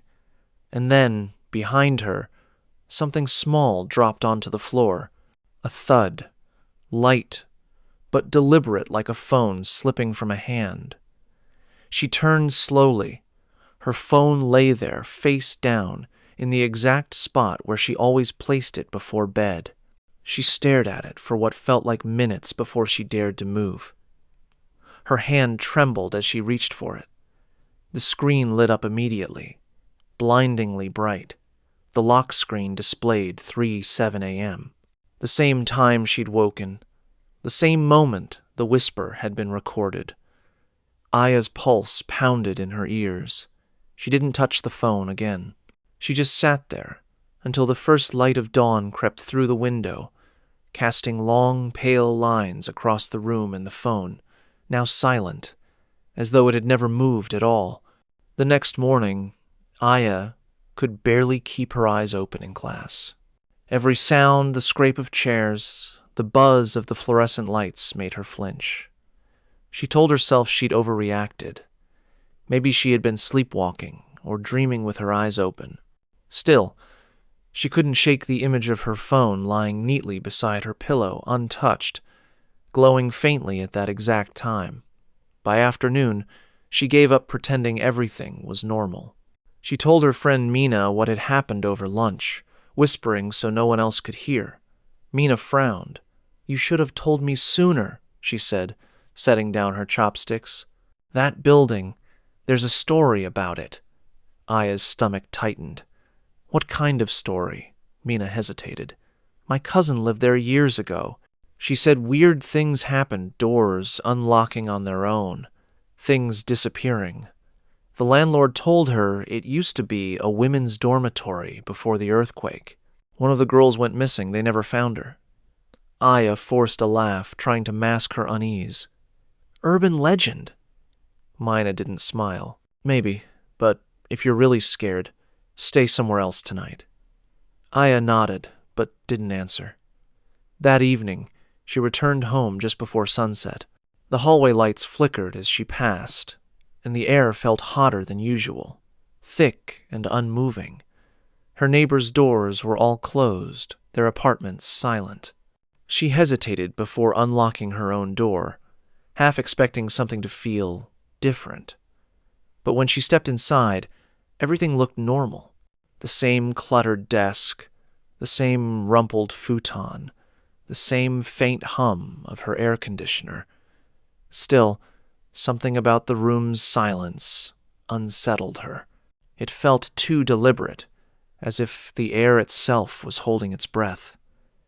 Aya turned on some music from her phone, leaving it on the counter as she changed clothes. The soft pop melody filled the space, grounding her a little. But a few minutes later, as she brushed her hair, the music stopped abruptly. She looked over. The phone screen had gone black, dead. Frowning, she unplugged it and tried turning it back on. It refused to start. She plugged it into her charger again. No response. That was odd. It had been at 80% battery when she got home. Then, from somewhere beneath her bed, came a faint buzz. Aya froze. She knelt slowly, peering into the narrow darkness beneath the futon. The sound stopped before she could locate it. Nothing but dust and the faint gleam of the tatami mat's edge. She sat back, exhaling shakily. "I'm imagining things again," she whispered. But when she turned around, her tablet, which she hadn't touched since the night before, was on. Its screen glowed softly from the desk. She walked over and saw it had opened on its own to the sleep-tracking app. The waveform graph scrolled forward, blank except for one section highlighted in red. A new recording. Aya tapped it, hesitating only for a moment. White noise. Then, faintly, a voice again. This time it wasn't a whisper. It was a low, trembling murmur, half sob, half breath. "It hurts." Aya covered her mouth. The sound continued, clearer now. "Don't wake up." The voice was unmistakably female, and so close it felt like it had been recorded from inside the room. Aya slammed the tablet shut and stumbled back. Her hands trembled so badly, she could barely grip her phone. It still refused to turn on. She grabbed her keys, deciding she couldn't stay there. She needed air, light, people, anything but this suffocating silence. As she opened the door, a woman's voice drifted down the hallway. "Excuse me, are you all right?" Aya turned. An older woman stood by the stairwell, holding a laundry basket. Her face was kind but tired. Aya nodded quickly. "I'm fine, just no sleep." The woman gave a small smile. "You're in room 203, right? That room always has problems with electricity." Her expression softened. "Don't leave your charger plugged in at night. My niece used to live there." After she disappeared, the landlord changed all the wiring, but sometimes strange things still happen. Aya's blood ran cold. "Your niece?" The woman's gaze flickered, as if realizing she'd said too much. "I shouldn't have—" She stopped herself, then forced a small laugh. "Just old stories. Don't mind me." Aya stared, unable to speak. That night, she slept at a capsule hotel near Shinjuku Station, but rest didn't come. She kept her phone in her hand the whole time, screen glowing faintly, camera lens pointed toward the door. Around 3:05 a.m., it buzzed once, just a single vibration. She looked at the screen. The camera app was open. She hadn't touched it. And in the live preview, barely visible in the dark behind her, was the faint outline of a woman standing near the capsule's curtain, her head tilted slightly, as if listening. Aya's hand trembled. She blinked. The figure was gone. But when she checked her photos, there was one new image, taken at 3:07 a.m., the empty room, and on the edge of the frame a single pale hand, reaching toward the bed. Aya checked out of the capsule hotel the next morning before the sun had fully risen. The city was waking commuters rushing, shop shutters rattling open, but everything around her felt strangely hollow, as though she were walking through a photograph of Tokyo rather than the real thing. Her reflection followed her in every glass surface, tired, pale, eyes sunken from another night without rest. She told herself she'd go straight to campus, stay busy, pretend the last 2 nights hadn't happened. But something kept tugging at her thoughts. That photo. The one her phone had taken at 3:07 a.m. She hadn't deleted it. Couldn't. She'd stared at it for hours in the capsule zooming in, trying to convince herself that the pale hand at the edge was just a trick of light. But deep down, she knew better. After class, Aya took the long way home, circling through side streets to delay returning to her apartment. She stopped for coffee at a convenience store and sat by the window, the fluorescent lights flickering overhead. Her phone sat face down on the table. She didn't want to touch it, didn't even want to look at it. Yet, somehow, she couldn't leave it alone. When she finally gathered the courage to lift it, she noticed something odd. The battery percentage was stuck frozen at 80%, the same as before it had died 2 nights ago. She frowned, rebooted it, but the number didn't change. Then she saw it. The sleep app had opened itself again. Aya's stomach twisted. A new entry had appeared, time-stamped that very morning at 3:07 a.m. She hadn't used the app in days. Her fingers hovered over the play button. Then, before she could stop herself, she tapped it. The recording began with silence, then faint static. After a few seconds, her own breathing could be heard steady, slow, unmistakably asleep. Then came the same sound she'd heard before, a whisper. Only this time, it wasn't a single phrase. It was a conversation. 2 voices. The first was hers, groggy, disoriented. "Who are you?" The second was softer, fragile, yet echoing strangely, as though spoken from far away and too close at once. "Don't wake up." Aya's blood ran cold. She stared at the screen, unable to move. The recording ended with a small, abrupt click like a door closing. The air in the convenience store suddenly felt tight, pressing against her chest. She shut off the phone and shoved it into her bag. She needed to go. Now. By the time she reached her building, the sun was setting, turning the narrow alley a dull orange. The woman she'd spoken to before the one with the laundry basket stood outside, hanging clothes on the line. When she saw Aya, she hesitated. "You're back," she said softly. Aya nodded stiffly. "I just need to get some things." The woman lowered her gaze. "If something follows you," she said quietly, "don't take it with you when you leave." Aya froze. "What do you mean?" But the woman didn't answer. She simply gathered her laundry and went inside, sliding her door shut with a quiet click. Aya swallowed hard and went up the stairs. Her hands shook as she unlocked her door. Inside, the apartment felt wrong, like someone had been there while she was gone. The faint scent of perfume hung in the air, something floral and faintly sweet. She didn't wear perfume. Her tablet lay on the desk again, the screen faintly glowing. It had turned itself on. The photo she'd been avoiding, the one from 3:07 a.m., now filled the screen. But the image was different. It had changed. In the photo, the room looked darker than before. The curtain was drawn, and the bed appeared slightly disturbed, as though someone had lain there recently. The pale hand that had once been half visible was now clearer, attached to the shape of a woman crouched low near the floor. Her hair fell forward, obscuring her face, but her body was twisted in a way that made Aya's stomach lurch, bent backward, like something trying to stand in reverse. Aya staggered back. The phone in her hand buzzed violently.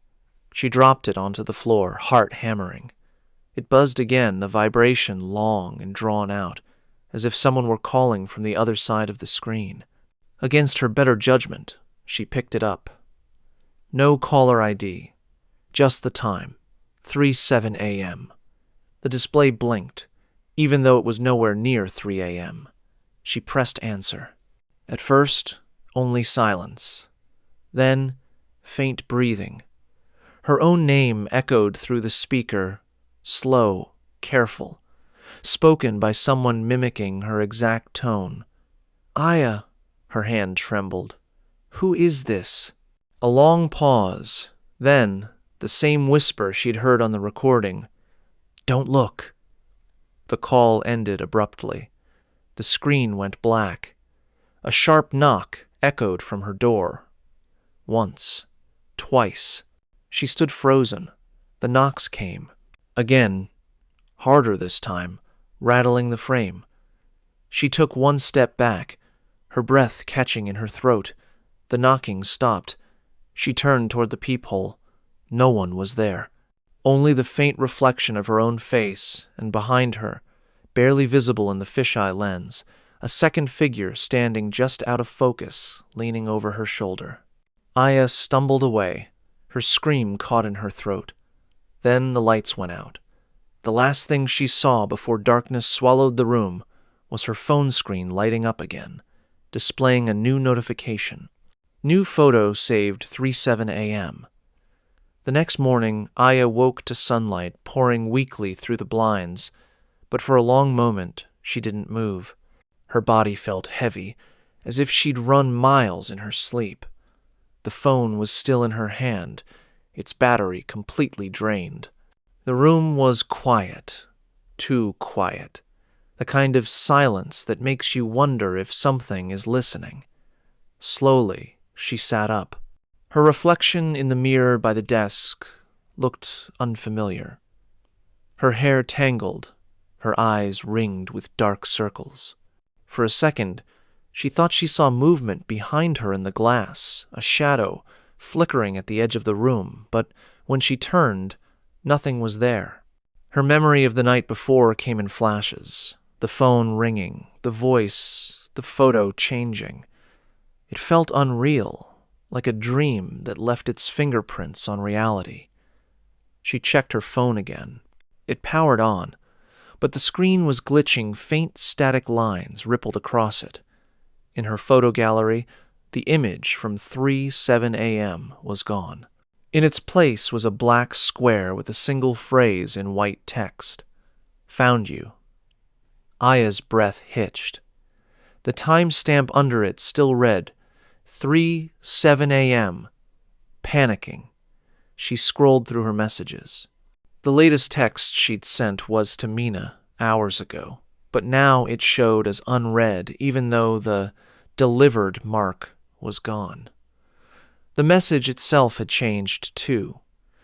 What she'd written, "I think someone was in my room," was replaced by something else entirely. "She's back." Her pulse thundered. She dropped the phone onto the futon and stumbled to her desk, pulling her laptop open. She needed answers, something, anything that could explain what was happening. She searched the name of her apartment building. Nothing but basic rental listings. Then she tried combining it with keywords Shinjuku, disappearance, dormitory, missing girl. At first, only fragments appeared. A half-forgotten forum thread from 2004. Archived posts on an old message board. She clicked one. Anyone remember the disappearance at Komachi Women's Dorm? Room 203. Girl named Eri vanished one summer. Police said she ran away, but her friends claimed she'd been acting strange, said she heard someone whispering through her phone at night. No signs of forced entry. Her roommate woke up to find Eri's phone on her pillow, recording all night. The last sound on it was her own voice saying, "Don't look." Aya stared at the screen, her mouth dry. Room 203, her room. She scrolled further down. A reply from another user caught her eye. That building was shut down after that. I think they demolished part of it and turned it into a studio apartment block. Same address, though. If you live there, don't keep your phone near your head at night. They said that's how she came back. The words blurred before Aya's eyes. Her fingers trembled as she closed the laptop. It wasn't just a haunting. It was repetition. The same room, the same time, the same warning. The air in the apartment seemed to shift, growing colder, pressing against her skin. She turned, heart hammering. The curtain by the window moved slightly, not from wind, but from something brushing it from the inside. Her phone buzzed once more, weakly, even though she'd thrown it aside. The screen flickered to life, showing a new sleep app recording. Aya hesitated, every instinct screaming not to press play. But her curiosity overpowered her fear. At first, there was nothing but static, then the faint sound of breathing her own. A few seconds later, a second breath joined hers. Soft, ragged, almost matching her rhythm. Then came the voice again, clearer now, unmistakably close. "It's lonely here." Aya's stomach turned. She gripped the edge of the desk to steady herself. "Why did you take it away?" the voice whispered. "Take what away?" she said aloud without meaning to.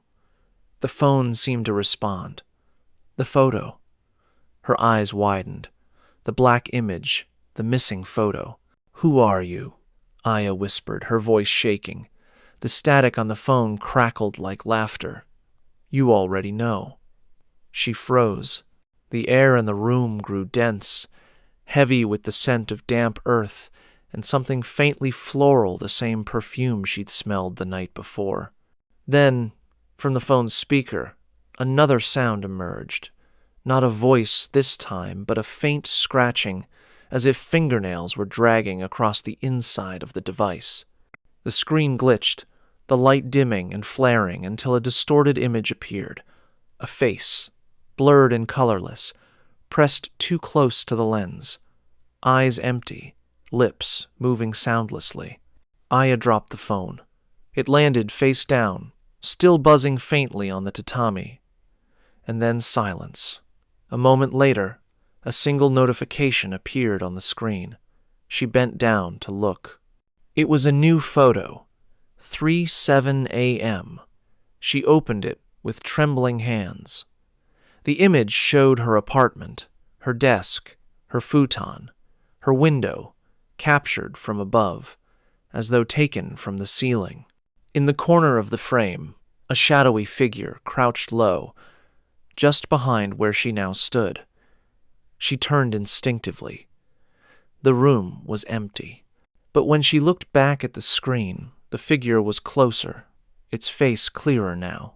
It was her own, her reflection identical, but Wrong stared back at her through the photo, smiling faintly. And beneath it, the screen displayed one final message. You finally looked. Aya didn't remember running, only the sound of the door slamming behind her and her own heartbeat roaring in her ears. She stumbled down the narrow stairwell, barefoot, clutching her phone even though she wanted nothing more than to throw it away. The hallway lights flickered violently, buzzing like trapped insects. Every few steps the phone vibrated in her hand, though the screen remained black. Outside, the air was still. The streets were empty, washed in the pale glow of vending machines.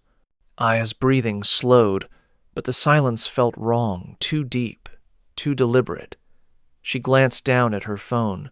The screen lit up on its own.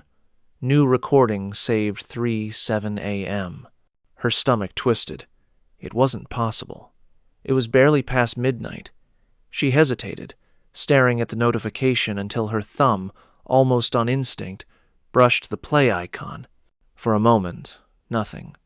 Then she heard her own voice, steady, eerily calm. I told you not to look. The phone slipped from her hand and clattered onto the pavement. She took a step back. The screen flickered, showing the front camera view the empty street behind her. Then, faintly, something moved in the background. A figure standing just outside the glow of the vending machine light, perfectly still. Aya's breath hitched. The figure didn't move closer, but the screen zoomed on its own, the image sharpening until a face filled the display her own. Expressionless, eyes wide and hollow. The phone went black. Aya turned around. The street was empty. No one there. Only the hum of electricity in the distance and the faint, rhythmic sound of someone breathing behind her. When dawn came, the landlord found her apartment door open, her futon untouched, her phone lying neatly on the pillow. The screen displayed a single message, time-stamped 3:07 a.m. Missed call from Aya. Urban hauntings like Aya's prove that spirits no longer need old shrines or forgotten graves to find their way back. They slip quietly through our walls, our reflections, even the screens we stare at before sleep. But some ghosts still linger where legends first began. On dark country roads, in forests, and tunnels where no one dares to stop. Our next story takes us far south to Okinawa, an island known for its beauty, its battles, and its ghost stories whispered by soldiers and locals alike. In the early 2000s, 4 friends set out for what was meant to be a harmless late-night drive, part dare, part adventure. But what they captured on an old camcorder that night would follow them long after the engine stopped and the laughter turned to silence. It was supposed to be a harmless drive, a late-night adventure born out of boredom and beer. The year was 2003, and 4 American servicemen stationed at a U.S. base in Okinawa decided to make the most of their weekend leave. They were all in their mid-20s, restless, curious, and convinced they were invincible. The leader of the group, Staff Sergeant Mark Hughes, had bought a used white Toyota sedan earlier that month, and that night he wanted to christen it properly. Their plan was simple: hit the road after midnight and visit some of Okinawa's most haunted spots, places whispered about by locals and occasionally warned about by base personnel, the stretch through Yanbaru Forest. The abandoned tunnel near Katsuren, the old sugar mill ruins where people claimed to hear voices after dark. Mark called it a paranormal road trip, laughing as he packed his old camcorder to document the entire thing. His three friends, Dan, the quiet mechanic, Chris, the joker who didn't believe in anything, and Miguel, the youngest, still new to the island, agreed immediately. They loaded into the car, grabbed convenience store snacks, and hit the coastal highway just as the clock struck 12:47 a.m. The road was nearly empty, lit only by the flicker of street lamps and the sarin reflection of the sea. The humid air pressed through the cracked windows, carrying the scent of salt and something faintly metallic. The men were in high spirits at first, music blaring, jokes flying, the camcorder's red light blinking steadily from the dashboard. "First stop," Mark said, grinning, "the ghost tunnel near Nakagusuku. Locals say if you drive through with your headlights off, a woman appears in your rearview mirror." Miguel laughed nervously from the back seat. "Yeah, let's not test that, man." But Mark only smirked. "Come on, we've seen worse on base. What's a ghost gonna do, issue a report?" They all laughed. And for a while, the drive was easy stretches of forest giving way to glimpses of coastline and distant villages. But as they left the main road behind, the mood began to shift. The streetlights grew sparse, the air heavier. The asphalt narrowed into a winding road flanked by thick trees that seemed to swallow the headlights whole. The music turned to static as they lost signal, so Mark switched to the radio, scanning for local stations. That's when the first strange thing happened. A woman's voice, faint, distorted, broke through the static. It wasn't singing, not exactly. More like whispering in a language none of them recognized. "Must be AM interference," Dan muttered, leaning forward. "Happens all the time out here." But when Mark turned the dial, the whispering remained. It didn't fade or shift. It was under the static, woven through it, as if coming from somewhere closer than the radio tower. Chris laughed uneasily. "That's creepy as hell, man. Turn it off." Mark did, but the silence that followed felt worse. The forest pressed close around the car, branches scraping softly against the roof as they passed. Miguel checked the camcorder. It was still recording, the faint hum of its microphone picking up every sound. The road twisted upward toward the mountains, the fog thickening as they climbed. The laughter had stopped by now. Even the engine seemed too loud in the suffocating stillness. When they finally reached the old tunnel, the headlights illuminated its cracked concrete mouth, covered in moss and streaked with rust. A small shrine stood just outside, half collapsed, a paper charm still fluttering weakly in the breeze. "Here we are," Mark said, his tone lighter than his eyes. "The famous tunnel of the weeping woman." Miguel swallowed hard. "We're really going in?" Mark raised the camcorder, the red light blinking steadily in the mist. "Of course, it's just a story."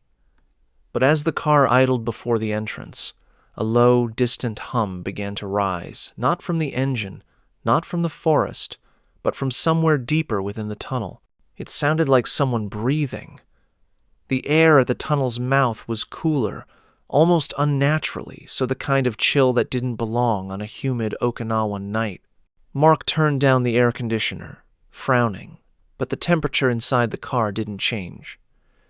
The fog thickened, curling around the hood as if alive, blurring the view of the forest behind them. "All right," he said, trying to sound braver than he felt. "We'll drive through, record the whole thing, and that's it. No turning the lights off, no stupid dares." Miguel nodded quickly.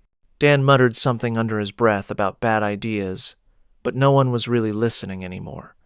Mark switched the camcorder to night mode, the small screen glowing green as the tunnel swallowed the headlights. The moment they entered, sound changed. The engine's rumble grew muffled, echoing strangely off the walls, while a faint, high-pitched whine like feedback from an old speaker filled the air. Chris joked nervously from the passenger seat. "You sure we didn't just drive into another dimension?" No one laughed. Halfway through the tunnel, the radio, which had been silent since the static, flickered back to life. At first, it was only faint static again, but then, underneath it, a voice emerged. A woman's voice. Soft, fragmented, impossible to understand. It rose and fell in uneven breaths, like someone whispering directly into the microphone. Mark frowned and reached for the dial. Must be signal bleed, maybe some late-night station. But Dan shook his head. "It's not coming from the radio. Look, the power light on the stereo was off. The radio wasn't even on." A heavy silence filled the car. Then the voice came again, clearer this time, but still warped, as if recorded underwater. It wasn't words at first, just sounds. But slowly, painfully, syllables began to form. "Stop," Miguel gasped. "She said something." The voice grew louder. "Stop. Here." "Okay, who the hell's doing that?" Chris snapped, twisting around. "You recording that, Mark?" Mark glanced at the camcorder's display. The small green screen flickered, glitching every few seconds. "Yeah, but it's—" The car jolted. Mark slammed the brakes instinctively. The tires squealed against the slick tunnel floor, the headlights flaring against wet concrete. Miguel cried out. What was that? Something had darted across the road, a shape, pale and low, gone in an instant. Mark's hands trembled against the steering wheel. "Probably an animal," he said, though his voice didn't sound convincing, even to himself. Dan leaned forward, peering through the windshield. "No animal moves like that."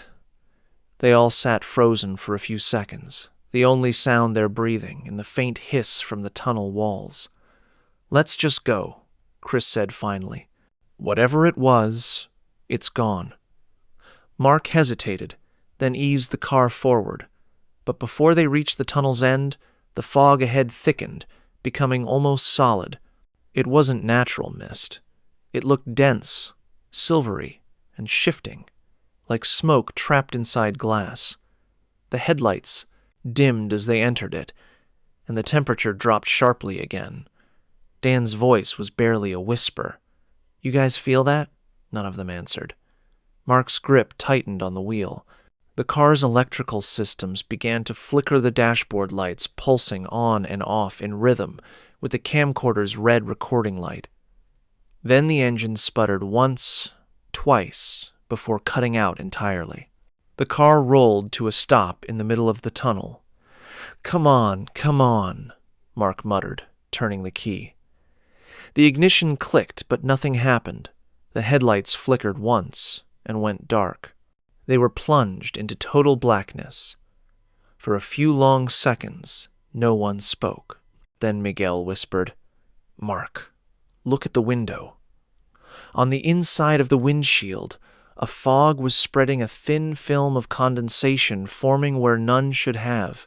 And within it, faintly, shapes began to appear. Streaks at first, then lines, then something that looked disturbingly like the outline of fingers pressing against the glass from the outside. Dan swore softly under his breath. Chris tried to laugh it off. Condensation, that's all. We're freaking out over humidity. But then, one of the handprints slid slowly downward, leaving behind 5 long trails in the mist. Mark swallowed hard, his throat dry. "All right, I'm getting out," he said. If it's some idiot playing a prank, I'm catching him on tape. Miguel grabbed his sleeve. Don't. But it was too late. Mark opened the driver's door, and the tunnel's cold air rushed in like a breath. The sound changed again. The faint hum deepened into something else, something that almost sounded like crying. He stepped out cautiously, camera still rolling. The beam of his flashlight cut through the mist, catching only fragments of the tunnel wall, crumbling concrete, streaks of rust, dripping water. He turned back toward the car and froze. On the windshield, the fog had vanished, but where? The handprints had been. Faint streaks of moisture formed a shape. A face. A woman's face. Blurred but visible. Her eyes wide and wet, pressed against the glass as though she were trapped inside. Mark stumbled backward, his flashlight jerking wildly. "Get out of the car!" he yelled. The others scrambled out, the echo of the doors slamming, reverberating through the tunnel. They stood huddled in the damp darkness, their breaths visible, the camcorder still recording. No one moved. No one spoke. Then, somewhere deep inside the tunnel, a sound echoed back to them, soft footsteps. Slow, wet, getting closer. The footsteps echoed faintly at first, distant and irregular, like someone walking barefoot on wet stone. The sound should have been impossible to pinpoint in the tunnel's curved acoustics, yet all four men felt it approaching from behind them. Mark lifted his flashlight, its beam slicing through the mist. "Hello?" he called out, his voice echoing unnaturally, as if multiple versions of it answered from the walls. "If someone's there, come out." No reply. Only the slow, deliberate steps, splash, splash, splash, until they suddenly stopped. Dan swallowed hard. "Let's just go. Push the car, roll it downhill, anything." Mark nodded and jogged to the driver's seat, fumbling with the keys. The ignition sputtered, then caught with a harsh grind. The headlights flared back to life for a split second, enough to reveal something standing just outside the tunnel's entrance. A woman. Her hair hung long and dark, plastered to her face as though wet. She stood barefoot, motionless, wearing what looked like a pale white dress, its fabric clinging to her legs. The men froze. The figure didn't move, didn't blink, didn't even seem to breathe. Chris let out a nervous laugh that cracked in his throat. "Okay, that's gotta be someone messing with us." But when Mark blinked, the woman was gone. "Get in!" he shouted, slamming the car into gear. The engine roared back to life, and they sped out of the tunnel, tires screeching as they burst into the humid night. The forest swallowed them again, the trees bending inward, branches scraping against the roof as they tore down the narrow road. For a while, no one spoke. The only sound was the strained hum of the engine and their ragged breathing. Then Dan noticed something that made his skin crawl. "The radio," he whispered. It had turned itself on again. At first, only static. Then, beneath it, faint breathing, long, shallow, almost rhythmic. It wasn't coming from any station. The dial wasn't even set to one. Mark slammed the button to turn it off. It didn't respond. He hit it again, still on. The static rose in pitch until it became unbearable, a shrill tearing sound that filled the car. And then, through the distortion, a voice spoke. "I'm still here," Miguel screamed, clutching his ears. The radio went silent instantly. The sudden quiet felt heavier than the noise. "Did anyone else?" Chris began, but his words died in his throat. The camcorder, still resting on the dashboard, had turned itself back on. Its red recording light blinked steadily, casting a faint glow over the interior. On its small screen, the night vision feed showed the car interior exactly as it was, except for one detail.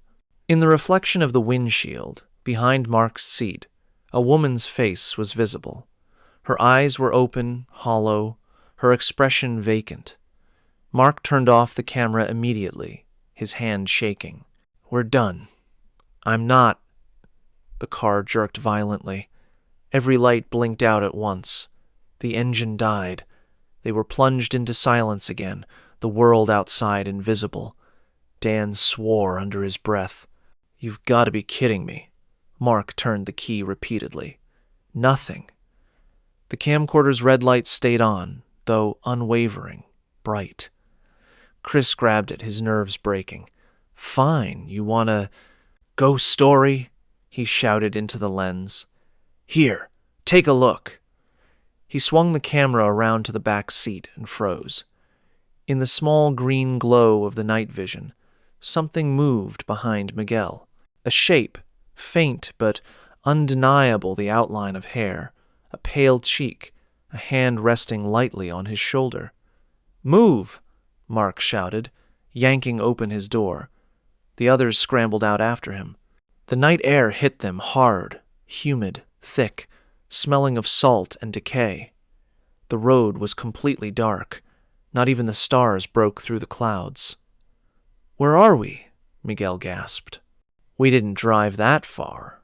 Mark looked around. The road behind them had disappeared into mist. The tunnel, the forest, all gone. Just a long, straight stretch of asphalt that faded into nothing. Then, faintly, from somewhere deep in the fog, came music.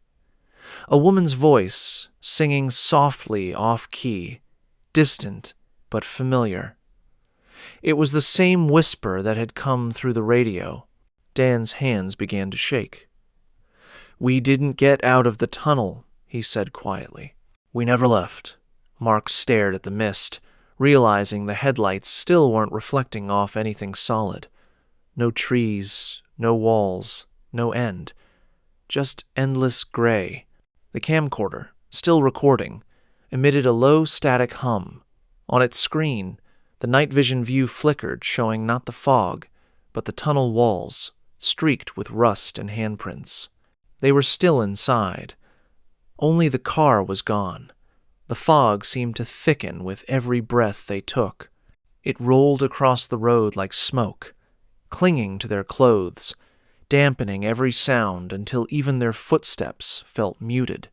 The air was cold, not the natural chill of a summer night, but the kind that seeped under the skin, heavy and ancient. Mark's flashlight barely cut through it, the beam swallowed after a few meters. "This doesn't make sense," Dan muttered, his voice breaking. "We drove out. I saw us leave the tunnel." But when Mark turned in a slow circle, there was no exit, no tunnel mouth behind them, only the endless gray swallowing the road in both directions. Miguel's breathing grew fast and shallow. "It's the same. We're still in it. I told you, we never left." "Shut up," Chris snapped, though his own voice trembled. "We just took a wrong turn.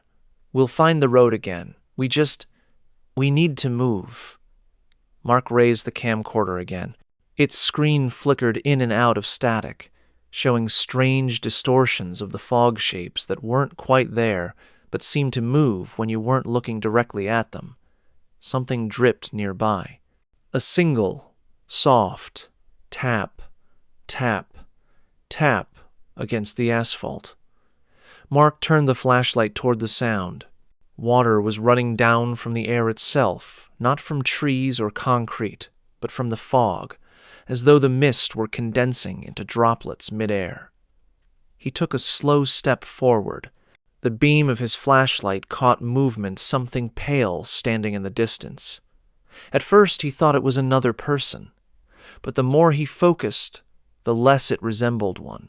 The figure's limbs were too long, its posture too still, its head tilted unnaturally to one side. The dress white, soaked through, clung to its frame. Chris saw it too. "No," he whispered. "No, no, no."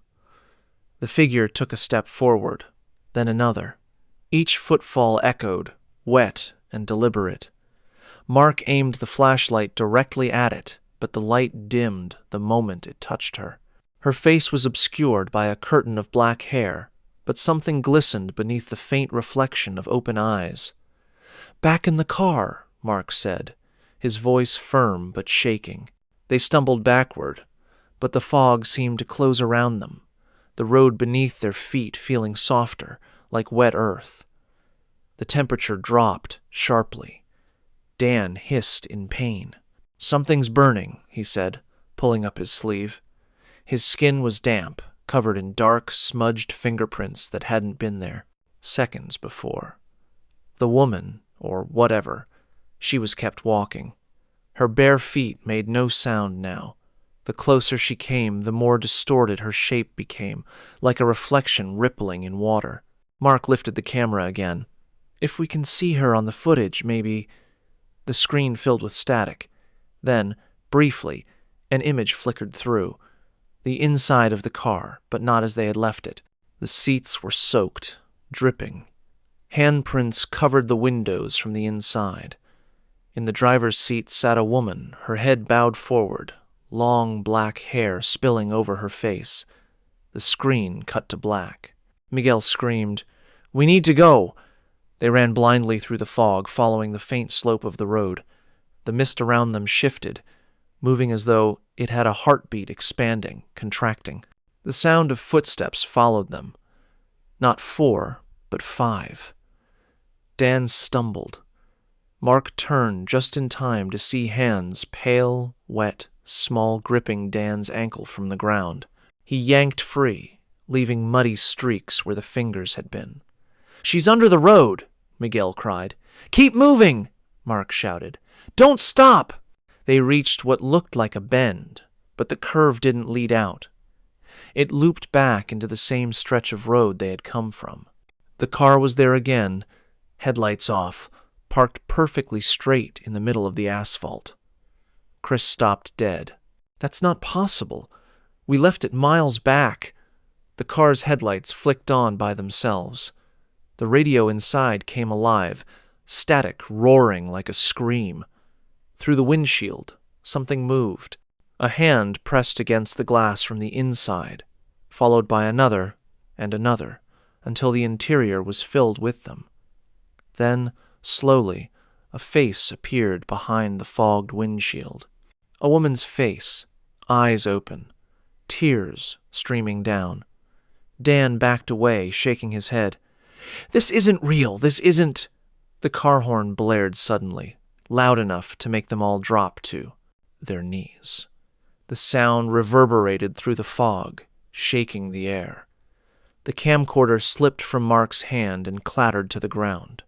Its lens cracked, the red recording light still blinking weakly.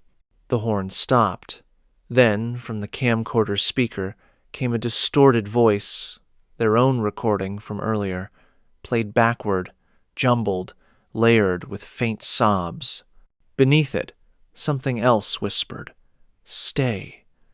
Mark grabbed the camera, his fingers trembling, and turned it toward the car again. The headlights flickered once more, and in that split second, he saw himself, all 4 of them, sitting inside, staring blankly ahead, their faces pale and motionless.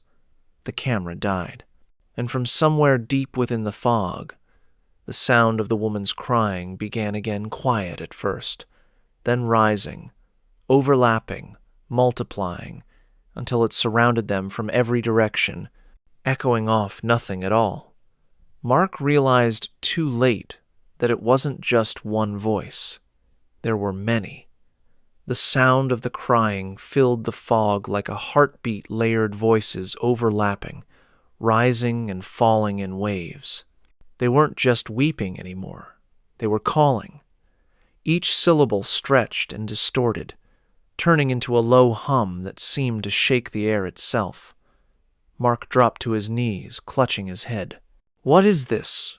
What do they want?" No one answered. Chris was staring at the camcorder in Mark's hand. The screen, cracked and flickering, had come back to life on its own.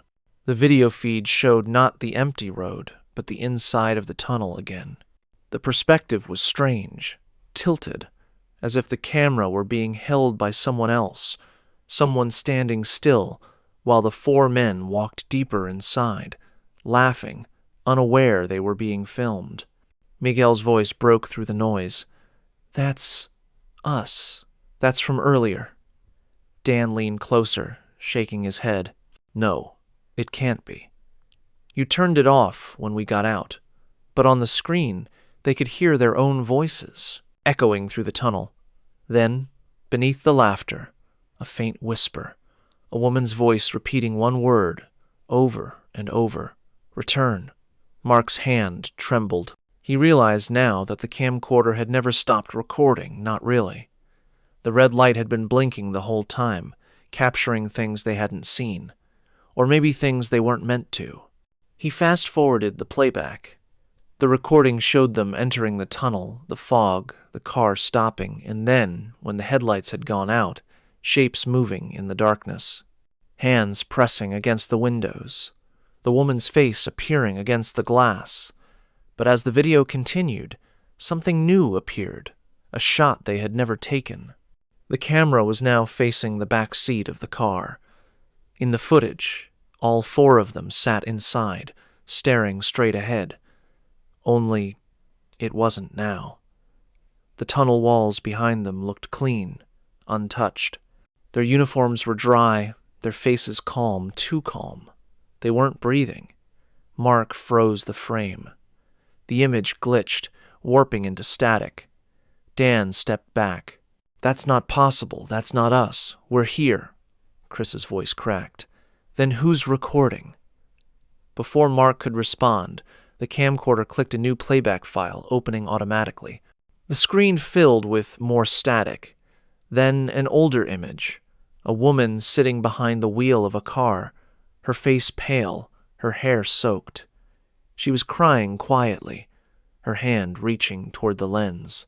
Her lips moved, forming words they couldn't hear. Then, faintly, her voice came through the speaker, distorted but clear. "I didn't mean to crash." Miguel swallowed hard. "Crash?" The camera panned shakily, showing the tunnel, the same tunnel they had just driven through, littered with shards of glass and twisted metal. The footage ended abruptly, the image freezing on the woman's face just before the impact. Dan's voice trembled. "This is her. This is the same woman they talked about on base. The story about the tunnel, the one where that driver died in a storm." Mark looked up. "You're saying this is her?" The one who never left. A faint light flickered in the distance headlights, approaching slowly through the fog. The men turned, squinting against the glare. At first, it looked like another car coming toward them, but as it drew closer, the headlights flickered, dimmed, then flared too bright to look at. The outline of a vehicle emerged small, boxy, familiar. It was their car, only this one was wrecked. The front caved in, the windshield shattered, the hood crumpled like paper. Steam hissed from the radiator, rising in thin ribbons that melted into the fog. Chris stumbled backward, shaking his head. "No, we didn't crash. We didn't..." But as they watched, the driver's door creaked open. The same pale woman stepped out, her movements slow, unsteady. She looked almost human now, except for her eyes wide and empty, like glass marbles filled with water. Mark's breath hitched. "She's showing us something." The woman turned, looking back toward the wreck. Inside, behind the shattered windshield, 4 silhouettes sat motionless, heads bowed, hands resting loosely in their laps. Their faces were obscured by darkness. Dan whispered, "That's us." The woman's gaze returned to them, tears cutting clean lines through the dirt on her face. She spoke again, soft, hoarse, each word drawn out as if it hurt to say, "Return, the recording." Mark looked down at the camcorder, the red lights still blinking faintly. "She means the tape," he said. "It's hers. It started with her." Miguel hesitated. "So what happens if we give it back?" The fog around them pulsed. like the air itself was breathing. The woman lifted a trembling hand and pointed directly at the camcorder. Mark swallowed hard. "We end it." He crouched slowly, placing the camera on. The asphalt. For a moment, nothing happened. Then, the screen flickered once, twice before the red light blinked off completely. The fog began to lift. The air grew warmer. The sound of crying faded until only the faint hum of cicadas filled the night. For the first time in hours, the road looked real again. The four men stood in stunned silence. The wrecked car was gone. The tunnel loomed ahead, but the mist inside was thinning. Mark turned to the others. "We're leaving, now." They walked until the forest opened back onto the highway, the first signs of dawn coloring the horizon. None of them spoke. The camcorder was gone.